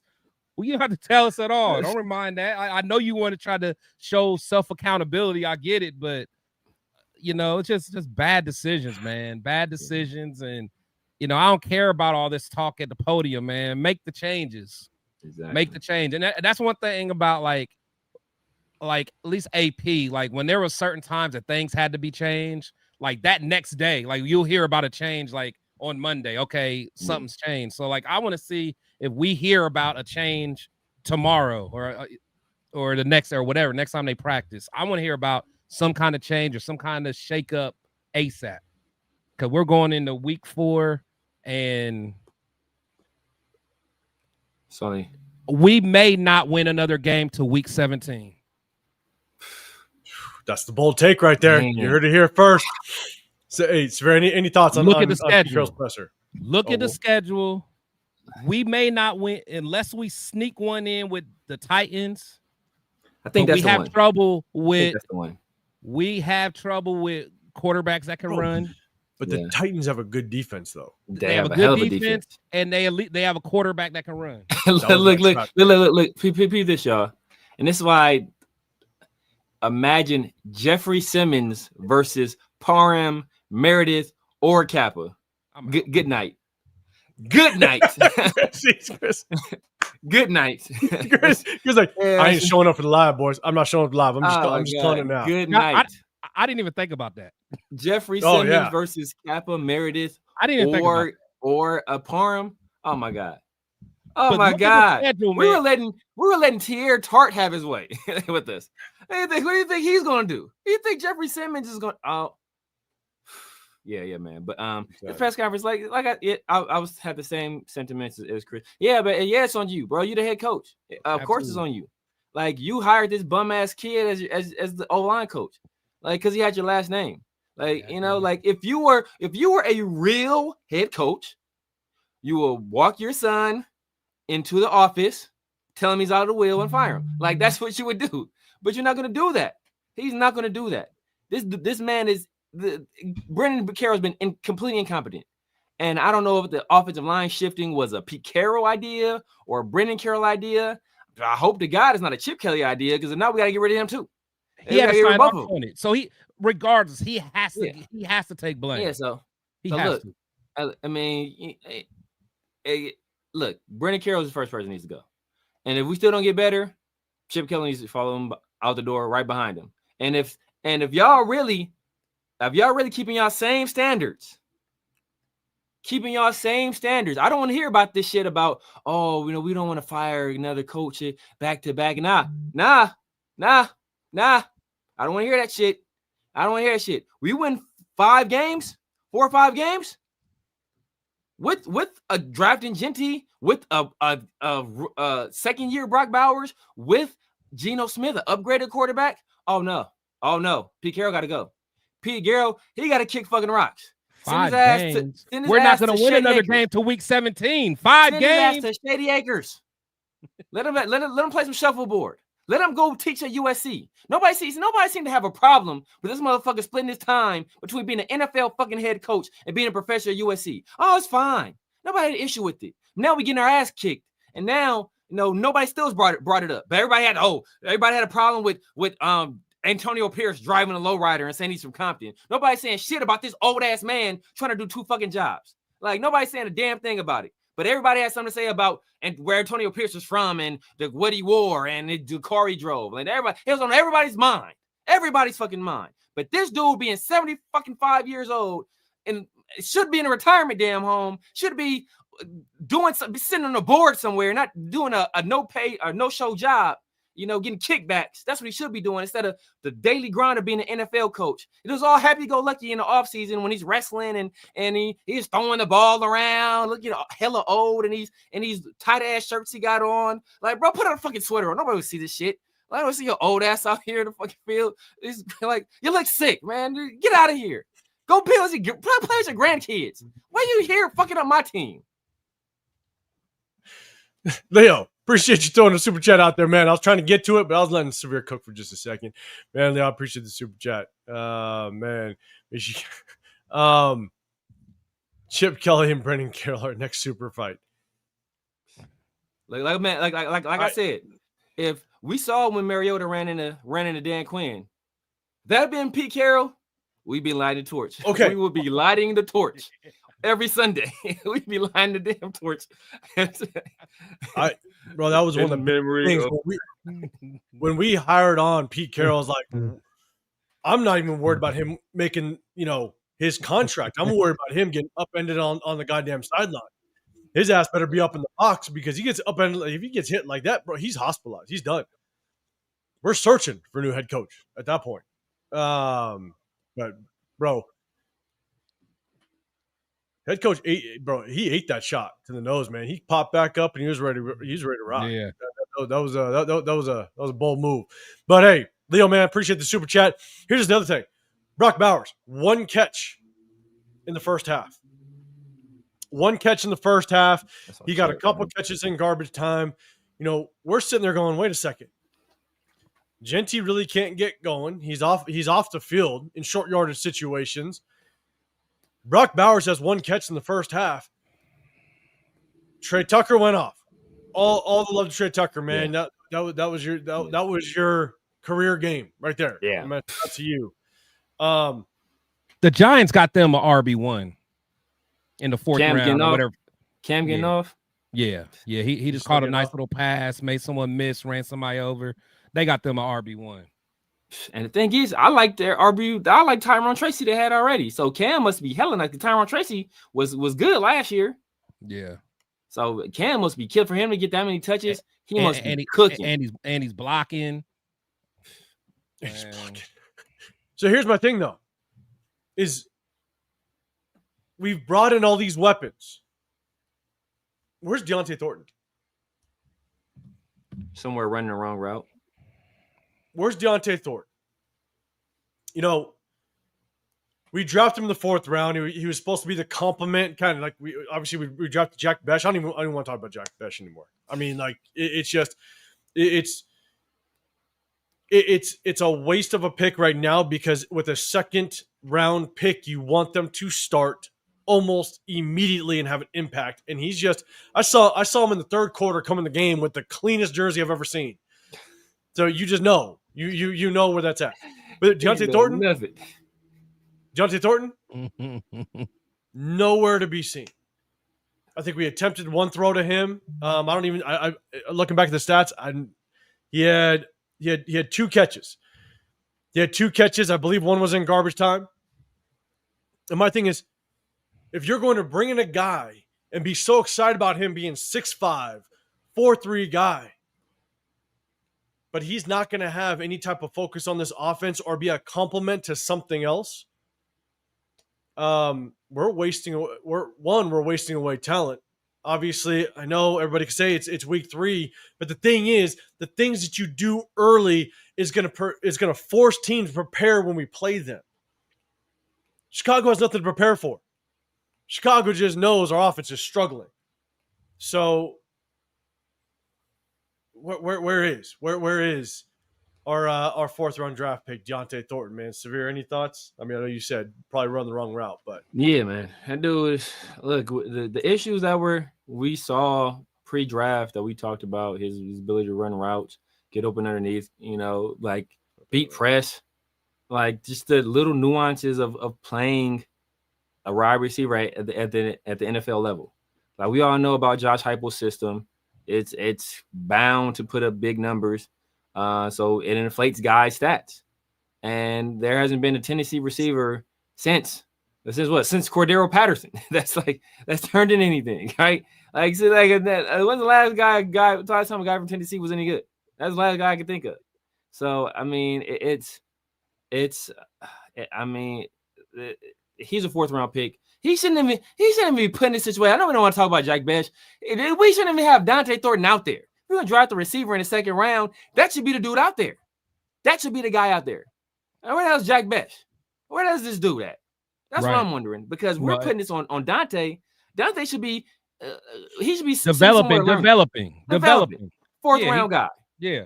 Jack Besh, bum ass, should be out there. What is he doing? We caught 2 balls through 3 weeks. Like, what are we doing here? What are we doing here? A wasted pick. Like he's PJ Hall, Obi Melifonwu. That's what he's looking like right now, bro. You're looking like PJ Hall, Obi Melifonwu.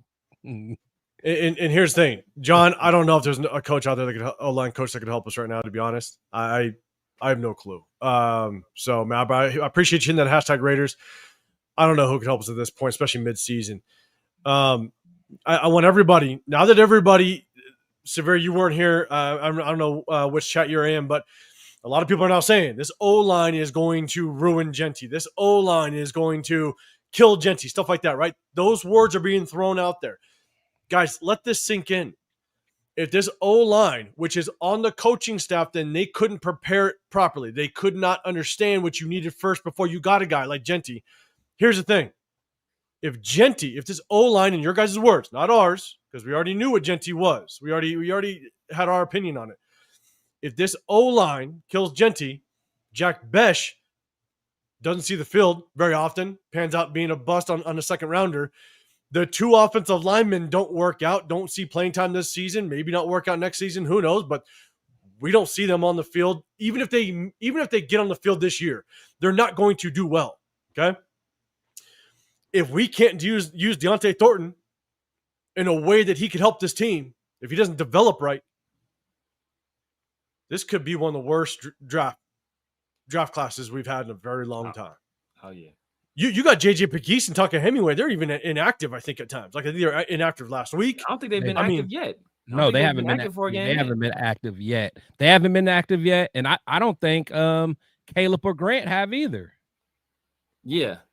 Yeah, I don't think they have either. No, I don't think that's what I'm saying. So I think that's four that haven't even been active. I don't think Porter's played a defensive snap that I can think of. Well, he's played special teams. He played. I actually saw him in today playing defense. Saw him in today. Okay, a couple, but it wasn't that much. So okay, it wasn't that much. So I look. I'm not saying that none of these draft picks are going to work out, but it's not looking so hot. It's not. With this draft class, to be dead honest with you, because Charles Grant, massive project. Caleb Rogers did not look good at all in the preseason. No. Tonka Hemingway, JJ Pegues, they showed some. Tonka Hemingway definitely showed some flashes in the preseason. Yeah. JJ Pegues showed flashes. But it's like, those guys did. And there's been things that I haven't been able to show on the game film. We haven't been able to look at it with Deontay Thornton. Things that I'm not liking. What I see out of Deontay Thornton, he cannot get off the line of scrimmage quick enough. No. He's slow off the line of scrimmage, and if you want to take the top off of defense, you need to be one of the quickest guys off the line of scrimmage, and he's not very fast off the line of scrimmage, even without a cornerback trying to press him. Yeah. And so it's like, and he doesn't have.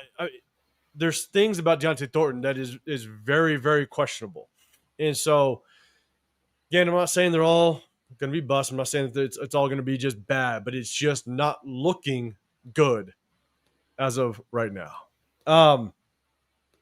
Let's do this. One thing we'll jump into. Let's jump over to the defensive side. guys, think of anything you want to touch on the defense side. What I will say is, man, they rushed for over 200 yards. They rushed for over 200 yards with 4 different running backs, I believe. I can share the screen real quick. And so let's go to the Commanders' stats real quick. Let's take a look. You had, obviously, Marcus Mariota, 6 carries for 40 yards, but you had 1, 2, 3. Deebo Samuel did get a carry in the backfield, but you basically had 4 different running backs outside the quarterback touch that football, and between the running backs and Marcus Mariota, they go for 201 yards on the ground. That's nasty work. And we went into this thinking our run game was going to be maybe one of our stronger points, and so that's tough. Jeremy Nichols 4 for 78 yards and 19.5 average with that long 60-yard touchdown. Marcus Mariota doing some work. Chris Rodriguez, man, 11 carries, 39 yards, 3.5. You know, he got the nod as the starter. Ja'Cory Crosby-Merritt, 8 carries, 26 yards. Isn't he a 7th round pick? Yeah, right there. Bill. Yep. Yeah. And look, and one of those carries was that short yardage touchdown, so that hurt his average. Yeah. So, look, they had basically running back by committee sitting back there, and they took us to it. They had along a 60, along a 14. Bill had along a 9 yards. Mariota ripped off a 22-yarder for as a long run. They took it to us on the ground. So I got one of my biggest points off of this, but man, Chris, I'm gonna throw it to you first, man. Any thoughts on the defense as I go back up to the big screen? I mean, I just feel like Cliff was able to pick us. He was able to pick us apart. He and the thing is, though Jaden wasn't out there, he knows what Marcus's strengths are. They did a lot of RPO. I mean, and they was getting our defense. I mean, they did what I actually thought the Chargers were going to do. They really, use a lot of that stuff to get our defense just kind of out of whack, using their aggressiveness against them.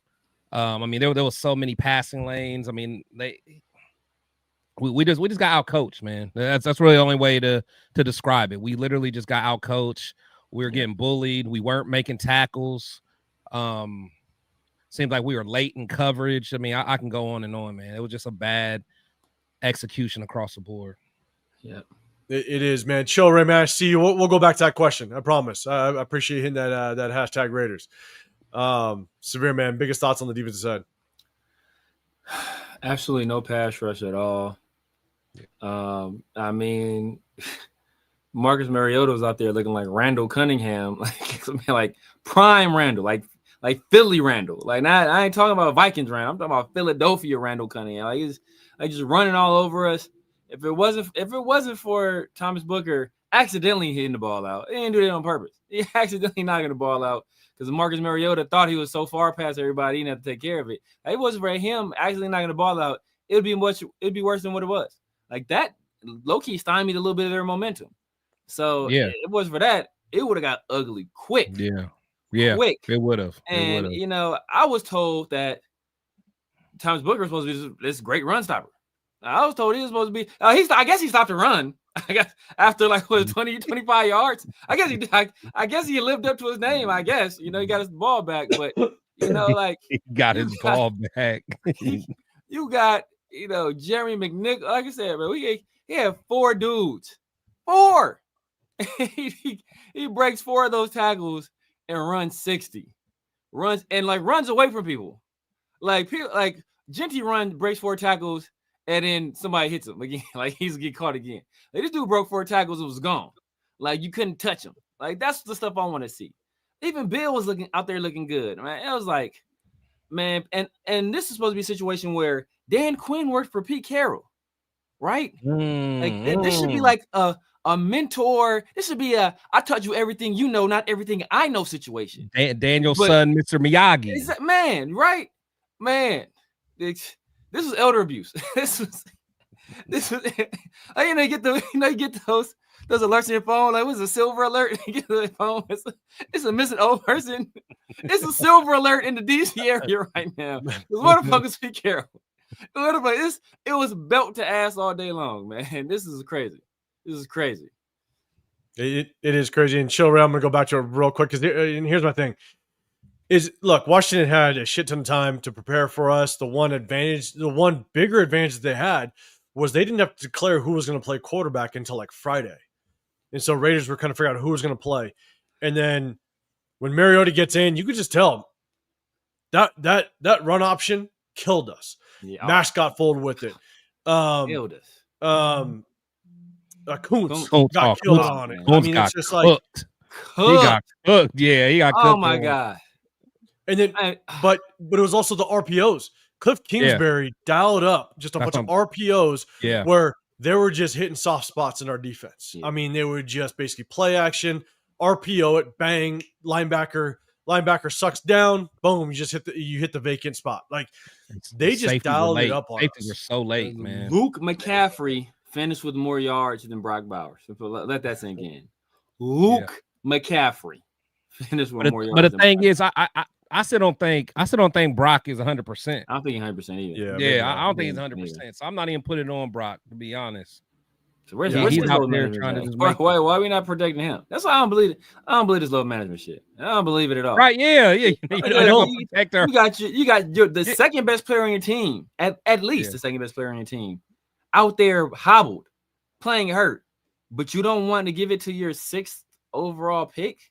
That's supposed to transform the running game. That's what I'm saying.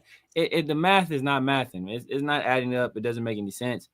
I just don't think I just don't feel that they think Genty is that good or he's ready for prime time. One of the two.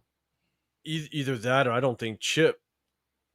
Either it's Chip thinking he doesn't feel. I don't know, man. I'm with you. It's just. But that's what I'm saying.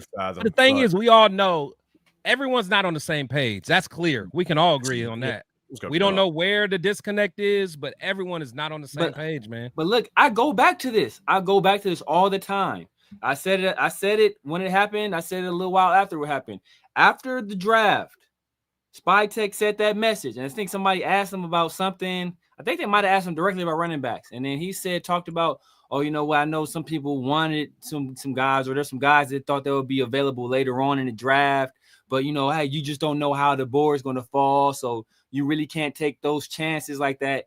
And I think that was a direct message to Chip Kelly. Because I'm pretty sure Chip Kelly was pounding the table hard for either Quinshon or for Travion, saying, look, man, we can get one of these guys. We can go something else in the first round. We can go Tet. We can go Kelvin Banks. Maybe he's the one that was putting out the Kelvin Banks, Armand Membu stuff. Maybe it was Chip's people putting that out. Maybe that's who they wanted, and they were pushing for that. We can go that. We can go Tet, Kelvin, or Membu. Or we can push the trade back. We can do any of that stuff, and we can get one of these guys in the second round. And Pete Carroll got in Spytech's ear like Marshawn Lynch, baby. It's my Marshawn, and then that was all she wrote. And that's why just the way that Chip Kelly is working Genty, it just doesn't make any sense to me. I'm like, it's not like that's his prized possession. Someone that he's like proud of, like, this is my new toy. Pause. Like, if you look at what Genty did in college, just get him in space, and it's like they're not trying to at all, which is so strange. So chill, Ray, man, I appreciate you. I know some people have already answered this. And who's the best GM out of these three? Ziegler, Telesco, Spytech. I'll probably go. You gotta go Telesco. You have to. Telesco. I think you have to. Oh yeah, I gotta go Telesco. Yeah, Telesco had a good draft. Yeah, I think you have to. Telesco. So Telesco had a good draft, man. I think you have to, man. JB, JPJ, Brock. Just had that alone right there. That's like okay. Glaze. Yeah, Glaze. Yeah, Glaze was today. Today wasn't that good. Yeah, today wasn't that. But still, I mean, he's probably the best right tackle we've had. In the bar's low, but before this, I mean, last year he wasn't looking like this. Yeah. I don't know if Glaze changed. I can point you what else did change though. offensive line coach changed. What did it change? What up, But Kevin look, okay, Lurker? so I'm not bueno Appreciate you, said man. Telesco's free agents was worse. Let's talk. Was it though? Because what he's the one that got. You talking about Christian Wilkins? Yeah, But he's still, probably like- talking about, but still at the time, Yeah, that looked like a hell of a signing. That Yeah. was a hell of a signing. But and you have to take away the injury because you can't draft a guy being like, no, he might get injured. No, you don't do that. Like, or I'm sorry, like you like sign a guy. You're not gonna sign a guy with the forethought of, oh shit, he's gonna get injured. Like, if Christian Wilkins produced the way that everybody thought he was going to, it's still a hell of a pickup. No, for sure. For sure. And then they're looking at Minshew too, and they're looking at Minshew. But it's like you look at, but look, Telesco was the guy that brought in Caillou Blue Kelly, who's our starter now. Oh yeah, he was already on the roster. And look, and Kate Levine. What? Oh, I'm not. This is Telesco by a mile, bro. It's not even close. It's not even close. Oh yeah, not even close. Yeah, I think it's Telesco by a mile. Look, and he got a lot of production out of Snowden. Yep. Oh, and Snowden. Yeah, and Snowden. Yeah. And he the guy that brought in Lotu. He did. So nah, man. Look. Yeah, it's Telesco by a mile there. Yeah, by a mile, man. Look. The only guy you can really point to Spytek bringing in is Devin White, because Jamal Adams that's a Pete Carroll thing. That was Pete Carroll pushing. Geno Smith that's a trade, but that was a Pete Carroll. You know. Yeah. And then you look at I know you don't want to give him credit for Eric Stokes. I'm sure he don't want credit for Eric Stokes. So it's like, you feel me? It's like, yeah, Stokes. And I mean, honestly, I hate to say it, Chin. I'm not really impressed with Chin. Now, okay, I will say I do like Rob. Yeah, I like Alandon. I do like Alandon. I like Alandon. Yeah, I like too. Alandon. I like Alandon too. I like Alandon. But Kappa immediately erases all of that shit. Right? So bad. All the good you did, Kappa immediately erases. To give him he gave him a bag too. Gave him a bag and wouldn't pay these other people. It's like wouldn't. Jacoby's still waiting on his money. Jacoby's still waiting on his money, man. Like I'm sure Jacoby. I'm sure if I was Jacoby asking for 50 a year. Man, he's like, yo, want me back in this shit? Oh yeah, bro. I want 50. I want 50. Jesus Christ. Look at Kevin. Look, man. I appreciate the super chat, man. I'm not bueno. I see it, man. This I don't even want to know. Oh yeah, I'm talking about it's gotta be the Mark Davis one. It gotta be. I haven't even seen it. Mark Davis. Look, if I'm Mark Davis over there, he having a ball. He got a team that's winning. He got an MVP. They in the playoffs every year. They done brought championships. Mark Davis is like, man, look, hey, y'all wanted me to leave the football shit alone. I'm leaving it alone. I'm like, y'all do that over there. Y'all looking like shit over there still? Oh, wow. Y'all blamed me before, though, right? Okay, well, that's Brady and Spytek and Pete Carroll's thing now. Hold on, man. I got to tell y'all something, man. I know I keep bringing this up. Scatterboo, he over 100 over yards. here getting busy. He over 100 yards, I know. With Illuminor on that line and Van Roten. Oh, yeah. Van Roten? Van Roten over there and Illuminor. Because our online coach went over there. What's his name? Damn. Was Bracello? Yeah. Carmen Bracello. Carmen Bracello. Yeah. So he took all the retreads over there. He over there cooking. Yeah. Cooking. Yeah. But listen, but that's the thing that kills me is that nobody had none of this smoke last year for the offensive line. It was all Zamir. And that's the thing that killed me. I was watching some other people's show and some other stuff popped. It was not a show. It's a short. Another short popped up on my feed. So I was like, let me see what this particular person is talking about. And they're like, what is Zamir White doing in the game? He is so ass. He sucks. Well, you can't look at him, Zamir White. And then in the very next breath, man, they need to give Ashton Jennings some help on the offensive line. It's offensive line. Like what, motherfucker? What did you? What? I was like, in the very next breath, after you get done cooking Zamir White, who's running behind the same offensive line, you're like, man, this offensive line is not doing Genty any favor. Like they're not doing nobody no favors. But if that's the case, it's like, come on, man. It's like, keep it consistent at least. Yeah, man. Mark, I appreciate it. Yeah, man. You guys can hit that like button, subscribe. We do a sub-only chat.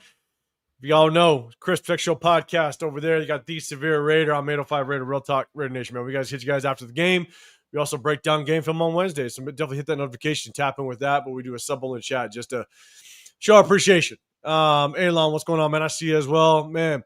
Central Coast Raps, what's going on? Most definitely my draft to the next loss. God, I saw somebody on social media post already a mock draft. And they're like, is it time yet? It's like, Jesus Christ, man, it's already starting. Man, it's so hard to be a fan, man. Like it's hard to stay engaged. Like I said, I literally was looking at the schedule and just being the objective self that I am.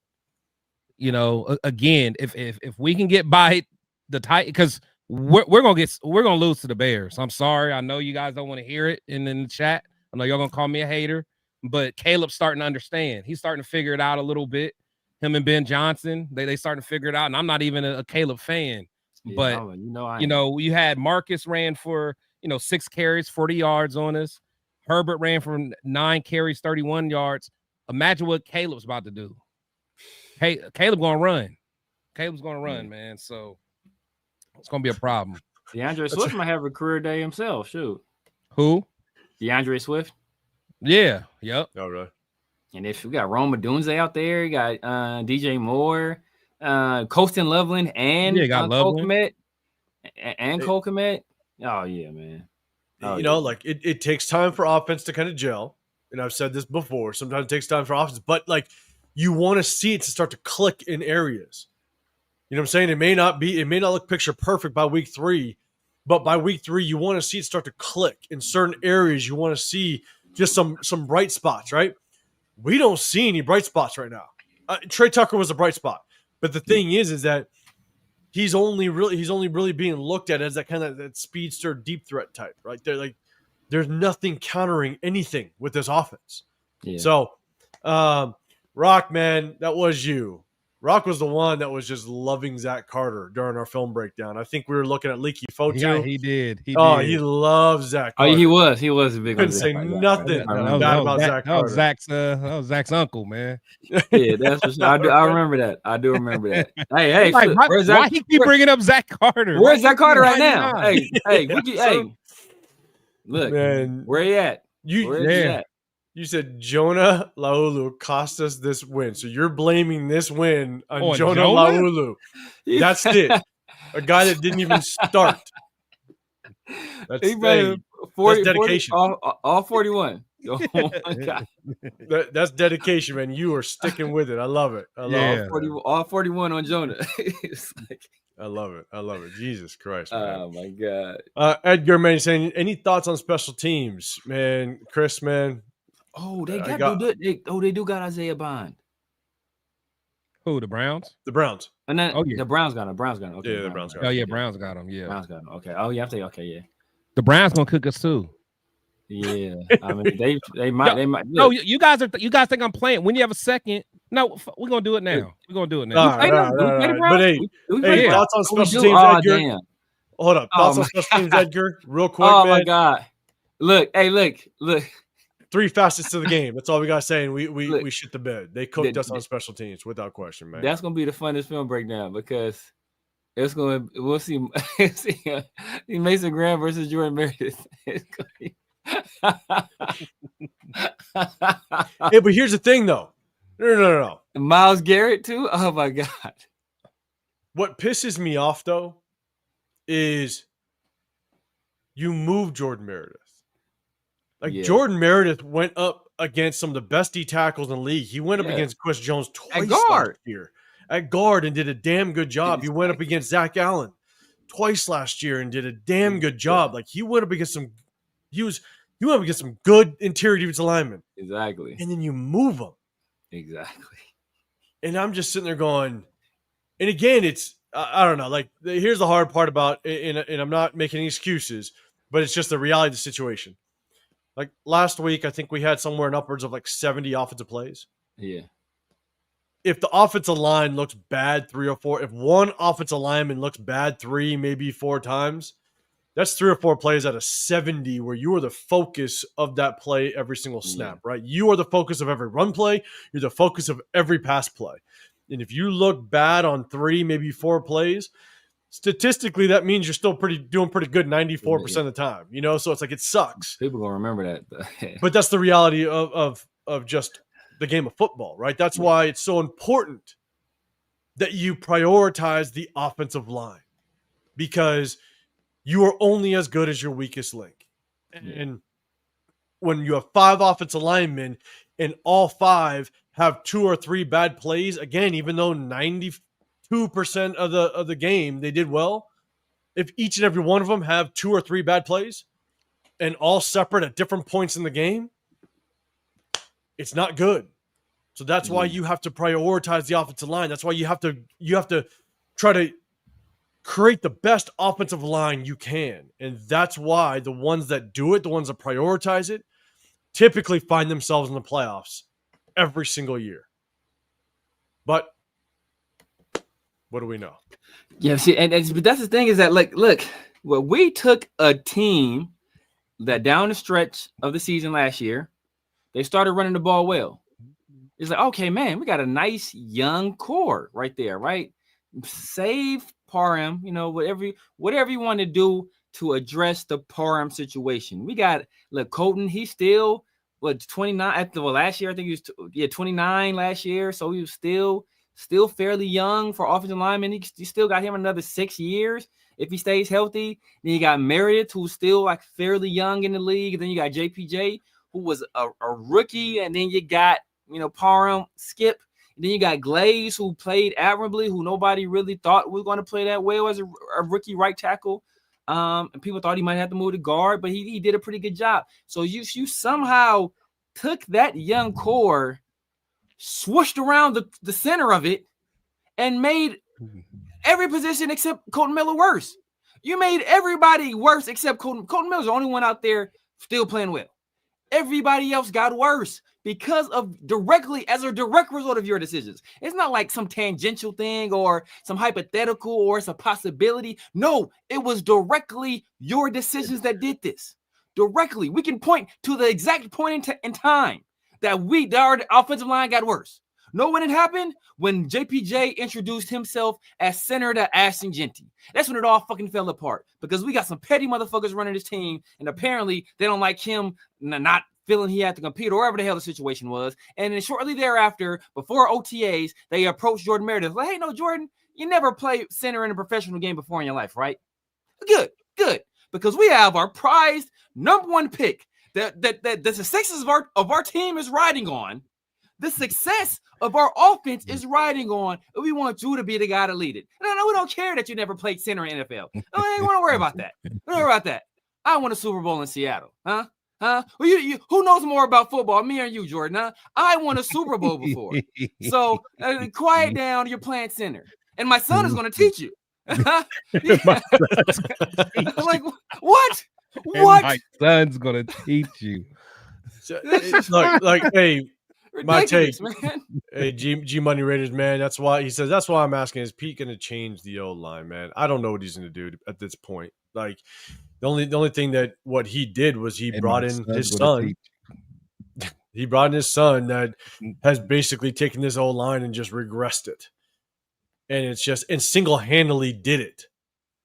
If everything in honestly. If he would have kept everybody the same and they still ended up doing bad, it falls on coaching. So at the end of the day, I don't know what Pete Carroll is going to do. And I don't see him firing. I'm not going to bet my next, I'm not going to bet my next month's salary that he's going to let his son go. I'm not going to do that. But something's got to happen. Something's got to happen because we've regressed on this offensive line bad. And there was a lot of people that were not a fan of the shuffle up of this offensive line. At all. So like they say, you don't go into business with friends. You don't let friends borrow money. Like, bro, you don't hire family. Like this is the worst thing. Not to a high profile, like offensive quality control coach, some nonsense like that, or some lower level stuff. Just like what AP did with his son. You equipment manager or something like that. Okay, cool. Yeah. Even assistant offensive line coach, you want to be the assistant and you want to groom him to be the guy that takes over offensive line coach in the future or get his foot in the door in the NFL. He can be a future offensive line coordinator or offensive line coach in the NFL. Oh, well and good. I'm fine with that assistant. You're the assistant. But when you're the guy, oh, brother, no. I'm with you, man. What up, Jeff, man? I see you in here. Appreciate you popping in with us. Don't worry, guys. Jay Russell's coming back. He's coming back. He's him and Amari, baby. On the O-line, though. On the O-line, though. That's where we need him. We need him. I love it. What up, Terrence? What's going on? All right, so let's do this. Gonzo, what's going on? What's happening, man? Okay. Exactly, Gonzo. Exactly. So here's the thing. Just throwing Parrish out there. Appreciate you, LS. Don't be bringing up no nicknames, man. It ain't the off season yet. It ain't the off season yet. No nicknames. All right, Chris. You wanted to get into it. We're gonna finish it off. What you wanted to get into? That's how we're gonna run down the schedule, man, and we're gonna be. And we're really just gonna be. Oh my God! Here we go. We're gonna end it off with this. Let's have fun. We're gonna be objective. So I'm gonna pull it up. I'll pull it up. The Bears, coming off of. I mean, it looked like they're getting it together. They starting to figure it out.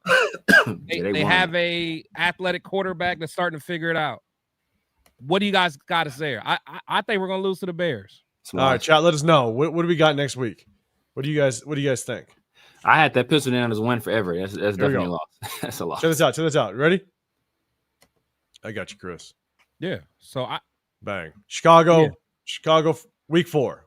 What do you guys got? Breeze got Bears lost. Okay. Because I feel like what's his name? Ben Johnson he's gonna pick us apart. I think he's gonna pick us apart. I really think so. They have some talent over there. It just took them a while to get going. They look great today. Ooh, Jason Marshall, Bears by 20. All right, okay. Caleb Williams gonna run for 125 yards. Easily. Run for 125 yards. Easily. Dang, dude. All right, Pillaging's loss. All right, man. No changes, no wins. Now let's go to the Colts. We're all starting. And salute to you. Hey, look, everybody, salute to Chris, because I'll tell you, last week we were at Tap and Ash. Some guy was going around just saying, "Hey, predict your score," and Chris was honest. He's like, "You ain't gonna like this." Oh yeah. He predicted us to lose against the Chargers, and you're spot on, 100%. Like shout out to my guy Louis T. We had him on Around the Shield, and he said the Commanders are gonna win 30-17. I'm like, damn, bro, that's kind of disrespectful. And it was worse than that. It was worse than that. He had it, man. That's crazy. All right, Gonzo. All right, he's saying Raiders over Bears. All right, okay.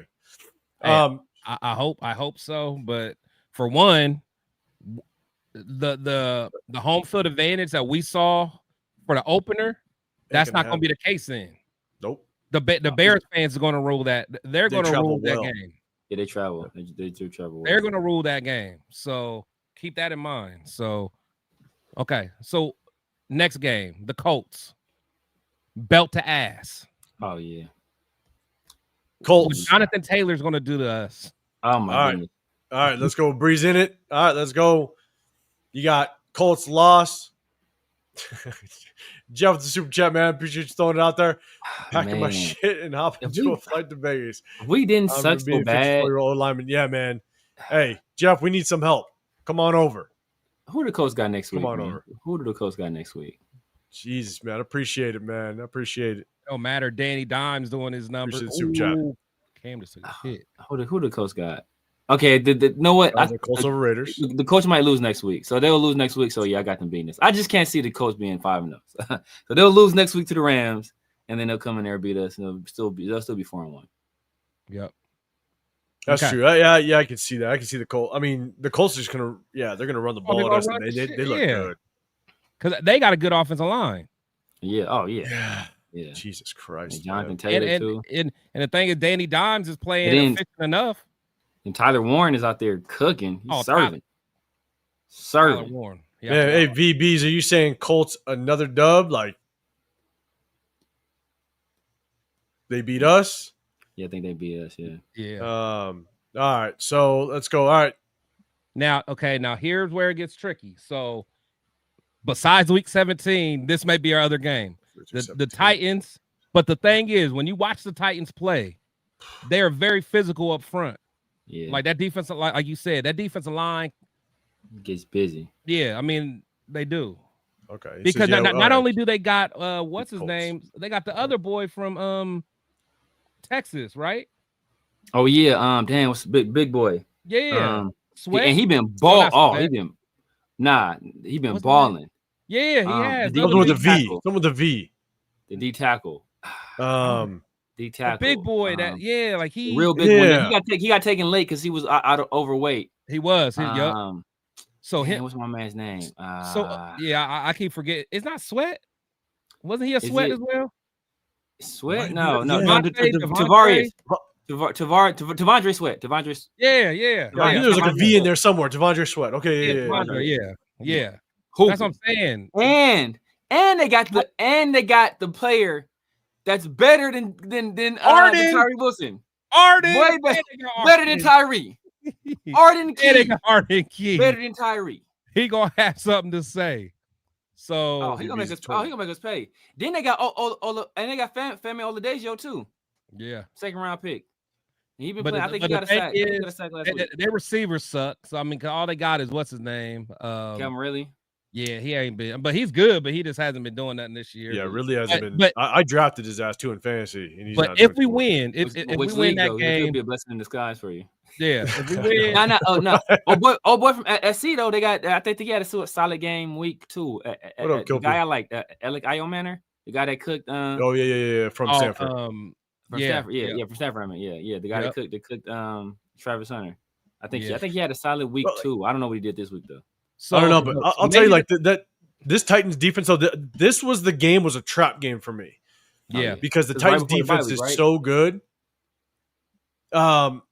Is that the bye right before? No. We have a bye week after the.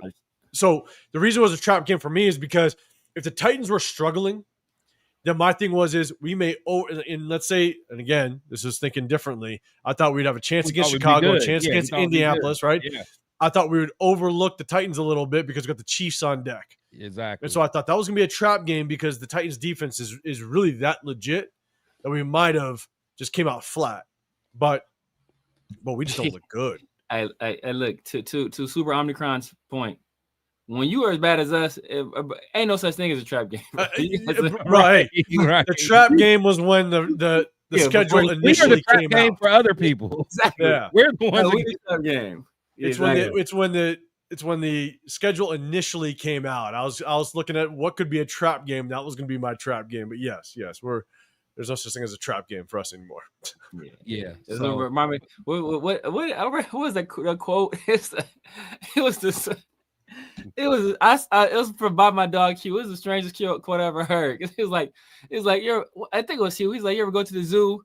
And he's like, you looking at the animals. It was like, but the animals looking dead back at you. He's talking about teams that like people looking at other teams that suck. But like, all right, we think we could beat them.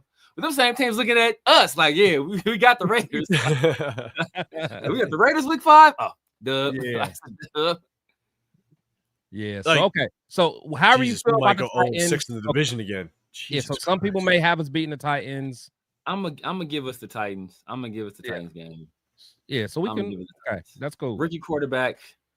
I'm gonna give us the Titans. I'm gonna give. All right, so then we go. All right, so everybody. Yeah. Chiefs. So maybe one win so far. One more win. One win. Chiefs, guys. Cracked. We know what time that is. We know what time it is. Chris Jones.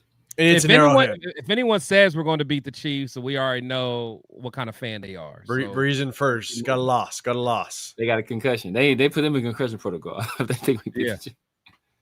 That's a loss. Yep. So loss for the Chiefs. Got a loss.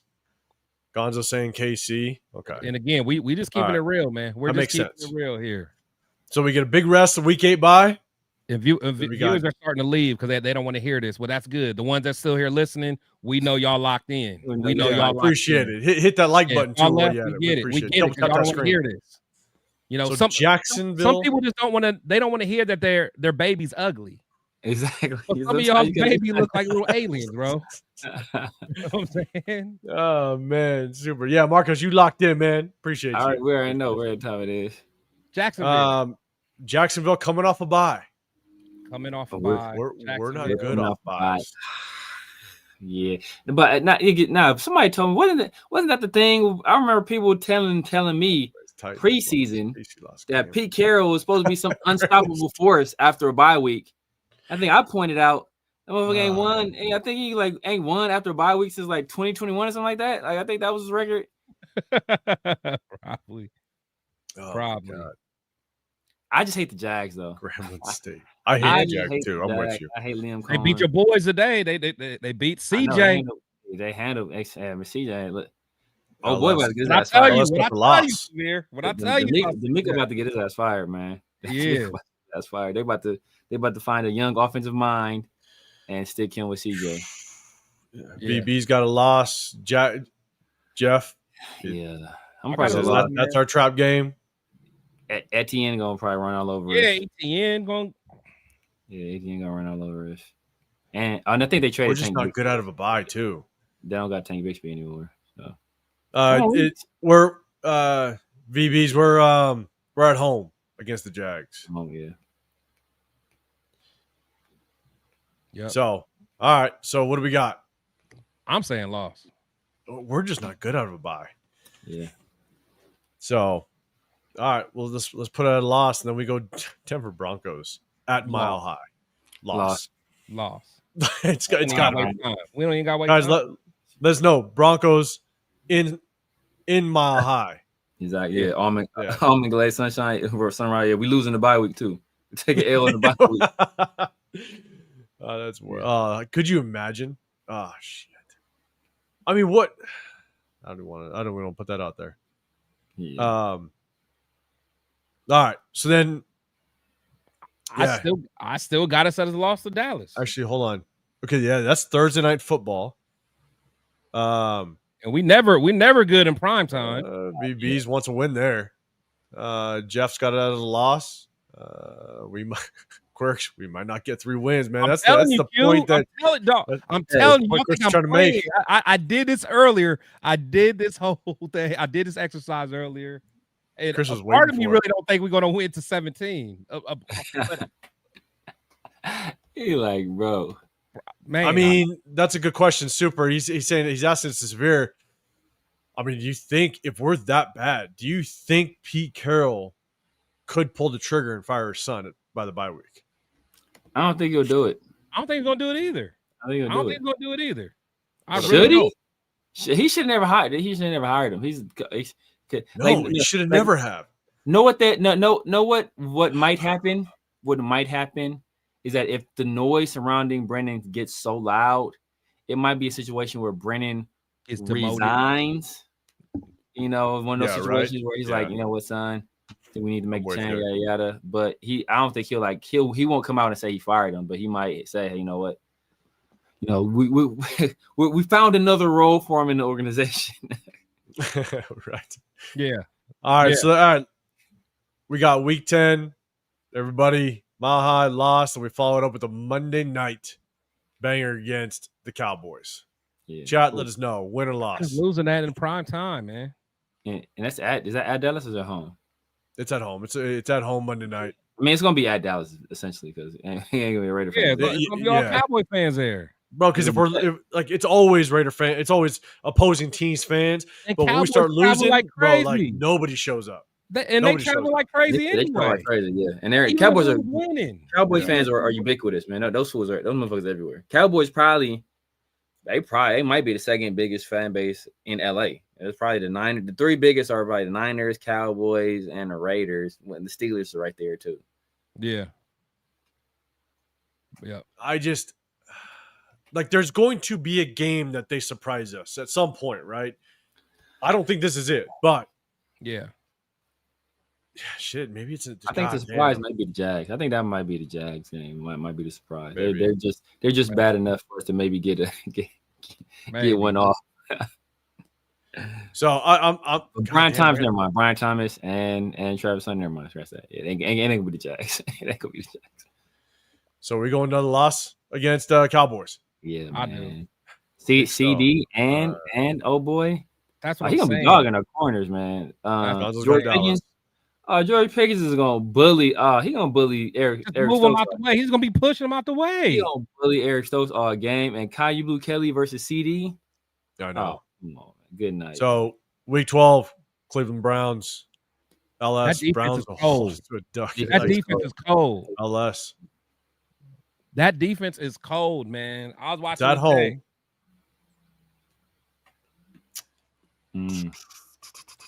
Yeah, Anthony, we're going through. We should beat them, though. We should beat them, but I just don't know, man. This is the one. This might be the one we surprise. I think this might be the one we surprise a little bit. Give us that one because we might see Dylan Gabriel by then, and but you got to think though. You got to think. What Jenkins showed that he might be the best back in this rookie class. Yeah, Jenkins looked good today, bro. What he was 18 for 94 and a touchdown. Yeah, dang. How good's that Browns offensive line? This is only his second. This is only his second game. Is the Browns offensive line pretty good? Yeah, they're pretty good. They're pretty good. Solid. They got some good guards. Oh yeah, because they got some Michigan boys that guard, don't they? Yeah. They pick up Michigan boys. Well, they got Zinter kid, huh? They got Zinter, huh? Yeah, but actually, I don't even think he started though. They got I like Zach Zinter though last year. Yeah, I liked him too. Okay, so Cleveland Browns. I don't know. Like, there's gonna be one. I mean, you think the Browns? I mean, hold on, because the thing is, the Browns, Philly, Houston, New York. Shit, this is. Whew. Oh shit. That's what I'm saying. If truth be told, the Giants are feisty. We might get the Texans. Texans look like they're giving up. Coach, we ain't talking about Max yet. So what do y'all say with the Browns then? I'm gonna say we sneak that one out. Who the Browns got a whiteout? Jerry Jeudy. They got Jeudy. Now they got Bond. They got Cedric Tillman. So they really ain't got like no dog, but they got Njoku. They got Njoku. They got Jenkins. I think we might be able to put that one out. I think we could pull that one out. I mean, they do they got better weapons than us? Yeah. I think the thing, it's gonna be like a. It's gonna be like a. It's gonna be like a. Hanning Jr. What's the name? Hanning Ford Jr. Harold Fanning. Yeah, Harold. I think it's like it literally could be like a 13-10 type of game.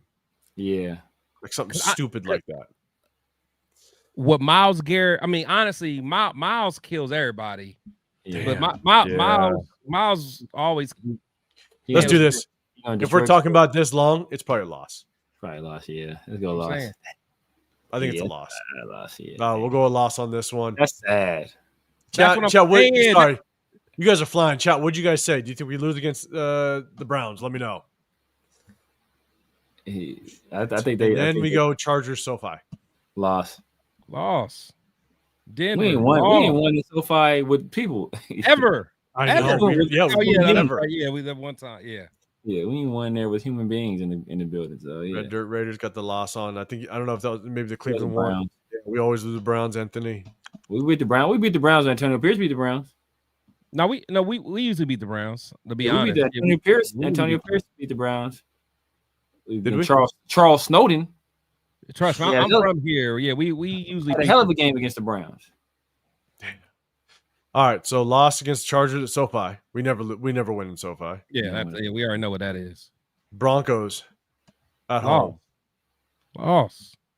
God damn, do we go? Oh, that's what I'm saying. Like, y'all thought I was crazy, bro. Like, I was looking at this. I think you're crazy, but I was like, I'm giving us a win against the Broncos. I'm giving us a win. I think we sneak them. I think we sneak them. I think we should have won the day. The Broncos should have won the day. Should have been the Chargers today. Man. Yeah, I think we sneak them. All right, Gonzo's on your side. I think we Raiders sneak. Surprise a win versus. Hey, I think we sneak them. That defense, bro. Defense is cold. Defense is cold. I think we sneak them though. Just think about what their corner. Man, yeah, but I think PS2 PS2 been banged up recently. That's bad. No, he was playing today. He was playing today. Bro, I think we sneak them. I think we sneak them. I think that's our surprise. I don't see it one bit, man. The way what's the name, Batonio or Benito or whatever. Batonio. Yeah. That boy, man. Oh, no, that's Nick Benito.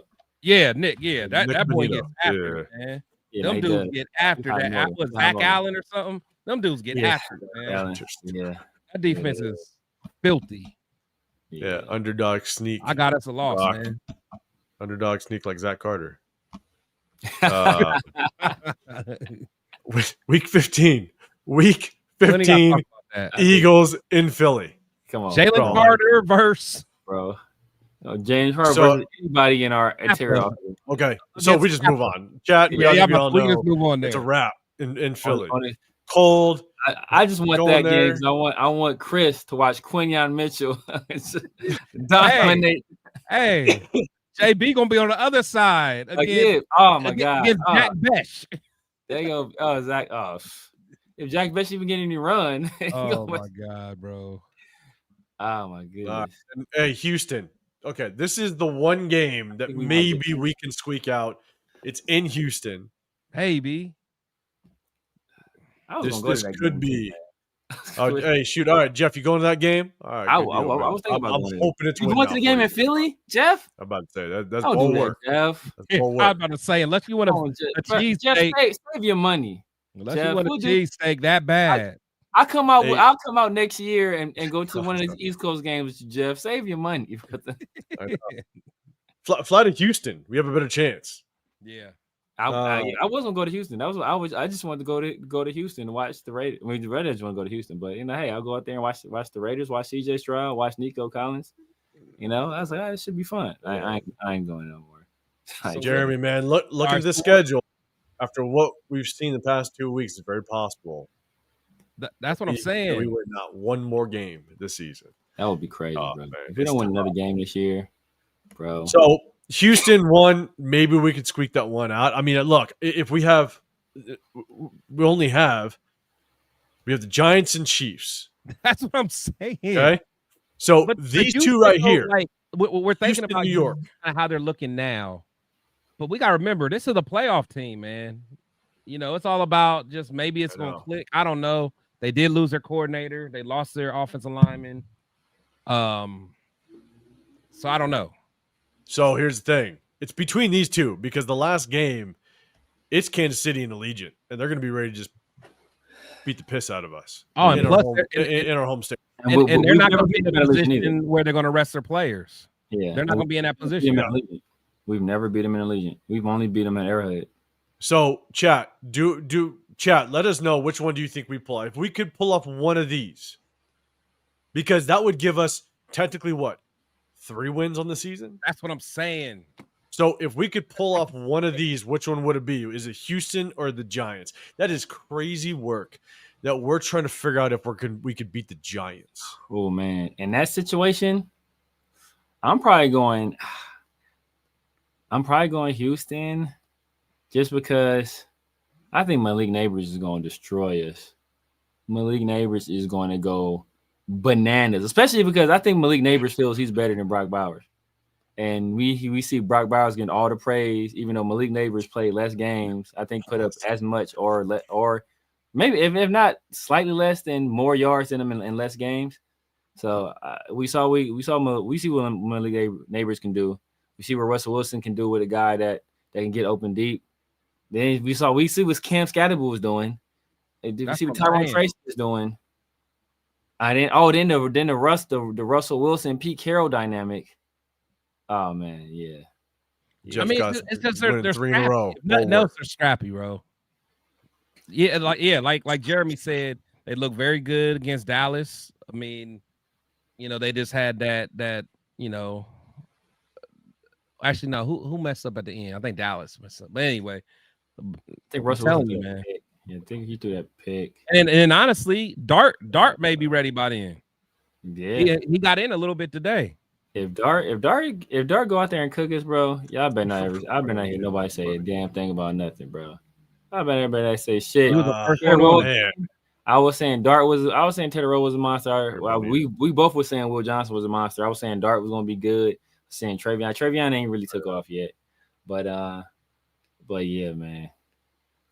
I for damn sure was saying Jack Besh ain't it. Right. Look, man, and here we're just looking at the schedule, and based on what we see so far, if there's no progress, we don't like the writing's on the wall. If we don't see any progress at all, we're just being objective, man. That's all. We're being objective. At what point do we start rooting for losses in the season? Man, at what point do we start being like, yo, man, don't win this game? Because I know some people were hesitant to do it last time. They didn't want AP to go, and some people wanted him gone. Or the year prior, they didn't want AP to go, so they didn't root against it. So that's why we ended up, not being a high pick, not getting a quarterback. Obviously, last year AP was fighting for his job, so he wasn't willing to do it. But at what point do we be like, hey, you know what? Hey, we need to pull the cord on this thing. Pete Carroll goes to ass down somewhere. Yeah. It's sad. It's crazy. It's sad. Let's say we just gave up 250 total yards of Marcus Mariota, and we think Cam Ward isn't going to. That's what I'm saying. Like it's not out of the question that Cam is going. Because one thing about Cam, I mean, he just doesn't have that much talent around him, but you could tell he got the it factor. Yeah, he got the fact. You could already tell. Come on, you can't tell from 2 games. You get who has the it factor and does it. Come on, y'all. Come on, we just Man.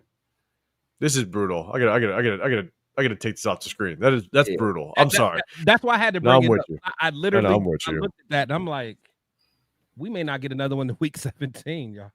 It's crazy, man. Hey, look, let's just hope that at the end of the day we see some progress, some things are made. Unfortunately, the writing on the wall is kind of there. And Jeff, man, we're gonna talk about it here and we'll finish it up. We're gonna wrap this thing up. Max Crosby.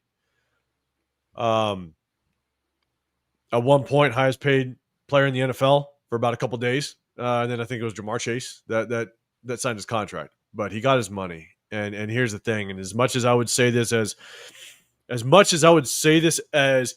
Genty, the number 6 overall pick, you got to create your own success at times. Max Crosby, you're going to get the double team. You still have to be able to create your own success as well as basically the highest paid defender on our team, touted as one of the best edge rushers in the National Football League. Yes, you're going to get double team, but Myles Garrett gets the double team. TJ Watt gets the double team. Micah Parsons gets the double team. And they still are able to produce. At the end of the day, we got to see Max Crosby have an impact at some point, not a sack in garbage time. Yeah. So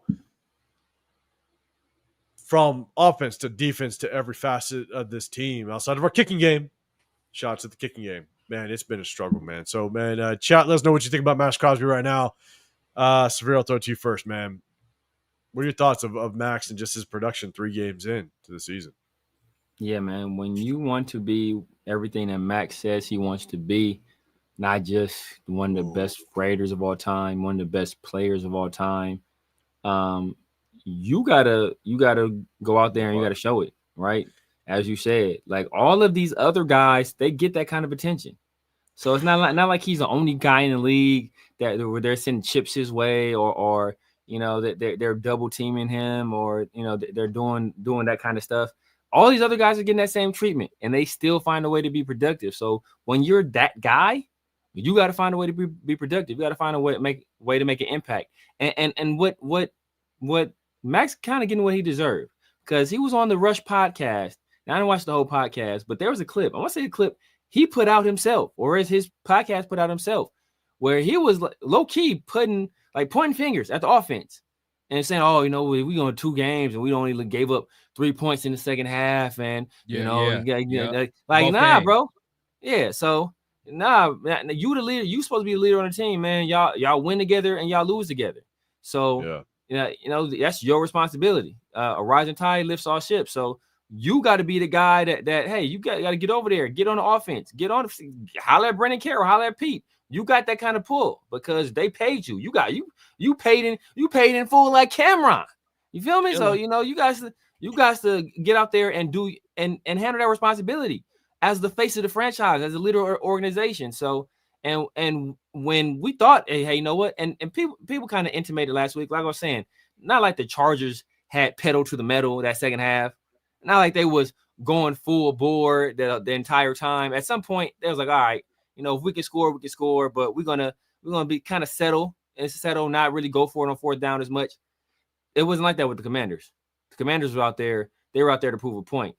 And, they were coming off an embarrassing loss themselves. And what they do, they put one on us. So, like, I don't want to hear no more of this nonsense talk from Max until that play on the field starts to match what he was doing in the past. And this year, it just hasn't been there. It hasn't, man. And here, my biggest thing is the fact that Max has to be the guy that just creates the spark on defense.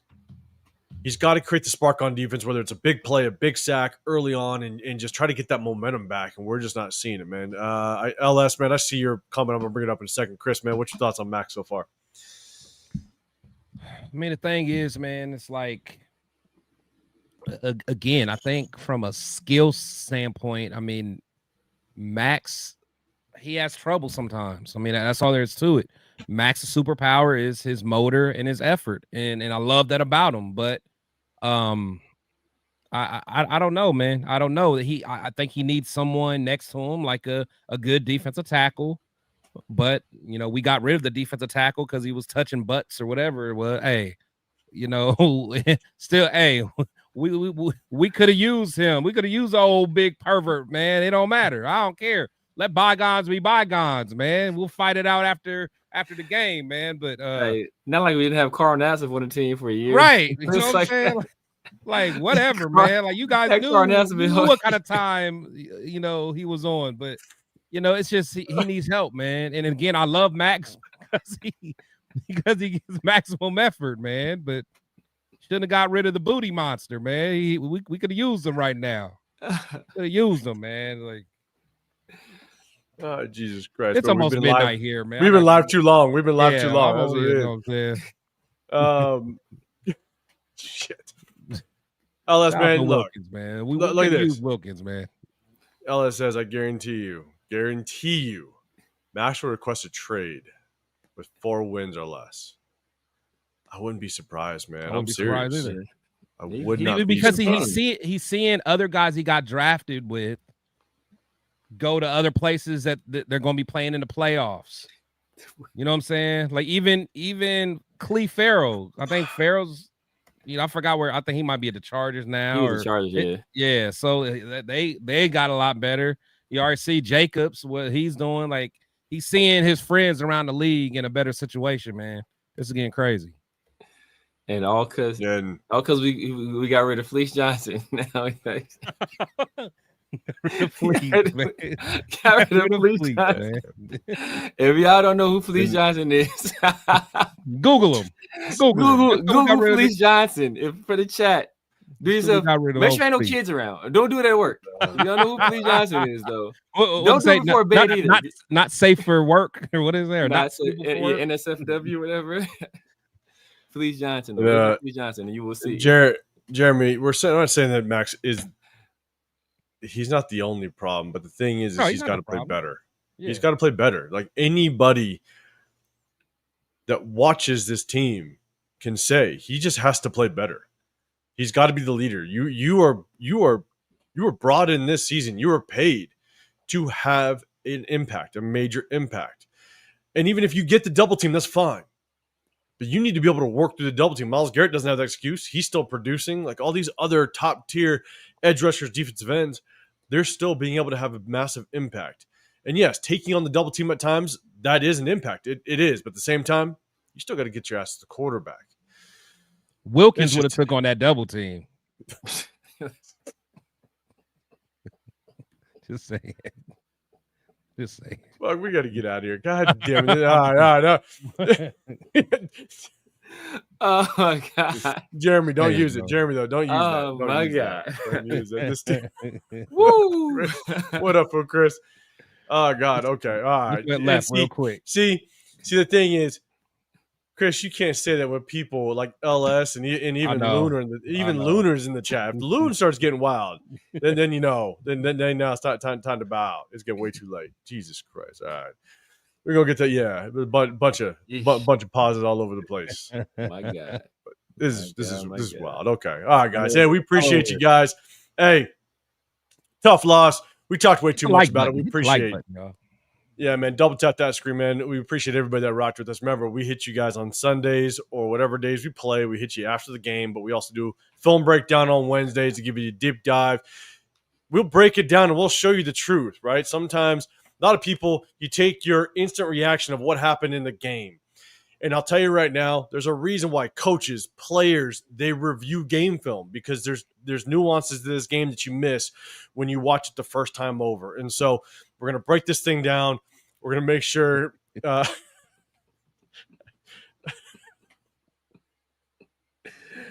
Oh, my God. Damn it, LS. Yes. We're going to break down game film. God damn it, it's important. So just check in with us on Wednesday. Yes, double tap that screen. So before we get down, man, Chris, let everybody know what they can look forward to and what you got going with your channel, Protect the Shield podcast. Yeah, man. It's your boy Chris will Protect the Shield podcast, man. As you guys know, on all social media platforms. Have this show with my brothers, man. You know, every Sunday, every Wednesday. This is what we do. We do this all year, off season, all that, man. So, you know, shout out to everybody that's new to the channel. I think my guy, My Take, G Money Riders. I think you said you're new or whatever, man. Definitely set up, Yeah, you shout know, out to you, bro. appreciate you coming through. Everybody Appreciate who's brand new, appreciate it. Make sure you guys go check out both of my guys and go hit the like button over there. Go subscribe, hit the bell notification. Because again, we keep it real. As you guys know, we keep it real. We're not going to sugarcoat. That's why we can have fun with this today, because we could kind of be like, I told you so, even though we kind of are like that, but we're not going to do it. But like that anyway. you know, at the end of the day, we're just going to keep it real. Now you're going to start hearing, you know, a lot of people in other shows, they're going to be complaining and act all surprised. We're not surprised. We've been telling you guys why we feel like this. So a lot of you guys who've been here, you guys understand. So we appreciate every last one of you guys, man. But make sure you check us out. I'm trying to get something else cooking, another show, but we'll see how motivated I am. After today's game, I'm not that motivated. You know, I'd rather be like Coach Jamba Juice and just be outside, just looking at the sky, man. Go count grass or something, man. So I'm with you, man. Damn it, Severe, man. Let everybody know what you got. Looking at paint swaths for the bathroom. Exactly. What's the difference between eggshell and porcelain? Severe, man, you guys know what it is, man. You know, it's the Severe Raider, YouTube, Snapchat, TikTok, IG, X, all of that. It's the Severe Raider, man. Holla at your boy. I'm here with my brothers, man. Sunday and Wednesday, man, cooking with my guys. What they say? I'm here Sunday and Wednesday cooking with my guys, 805 and Chris, Protect the Shield, man. Tuesdays and Thursdays, I do the 50-50 show and Around the Shield with my dog, Feral NFL, man. I'm thinking about doing it. I'm putting together something for Monday. But probably going to be, I think I got titles will be Make 'em Mad Mondays with Severe. Ain't going to be every Monday, probably like a once a month thing. Once I get 1,500, I'm going to start a membership. Do Make 'em Mad Mondays once a month. So it's going to be for all members. So it's not going to be for the faint of heart. Y'all think I'm bad here? This is me. This is restrained Severe because I don't want to sully the good name of 805. Yeah. I know Chris on some BS. I ain't worried about Chris. Yeah, you know me. I don't give a damn. Taint 805. You never know. 805, you have a family watching. 805 he got a good image. That's true. I ain't trying to hurt 805 image too much. But I'm by myself. It's just because the kids might be watching. Yeah, kids might be watching. I ain't got no kids. I don't give a damn. And it's like, look, man, like we keep it real here. We keep it honest. We give you your honest opinion. And like I said before, man, we say a lot of stuff in the off season, and we take a lot of flack for it. But a great man once said, first they ignore you, then they laugh at you, then they fight you, then you win. And right now, looks like a lot of my takes are winning. Unfortunately for the Raiders, because they not. None of them are, man. I appreciate everybody in this chat. You guys know. Like Chris said, we try to keep it real as much as possible. But not only do we keep it real, remember, we show you the proof. We show you the proof of what we see. And on Wednesdays, we're going to break down this game film. We're going to have fun with it. And whatever the take that we have, we'll either back it up or we'll stand corrected if the film shows something different. You know what I'm saying? That's just how we roll. So we appreciate everybody, man. Jeff, appreciate you popping in. G Money Raiders, what's going on, man? Yeah, I appreciate you popping in, man. Daniel Kim, always, yes. BAC. We'll bring it. It's already out. Oh shit! They already wants to bring it back. We might need. We might need like early season. Yeah. Start them, bench them, cut them. Might come back. Just for morale. I know. Yeah, just for just for the good times. Just for the good times. So. Oh my goodness. Hey man. All right. If you guys can hit that like button. Hit that like button, subscribe, tons of notifications. You got Chris Tech Show Podcast, got The Severe Raider, I'm 805 Raider, Real Talk Raider Nation. We appreciate you guys. Hit that notification, hit that sub, double tap that screen before you get out, and check in with us on Wednesday where we break down game film. So enjoy the rest of your Sunday. Enjoy the start of your week. We'll see you on the next one. Be out of here.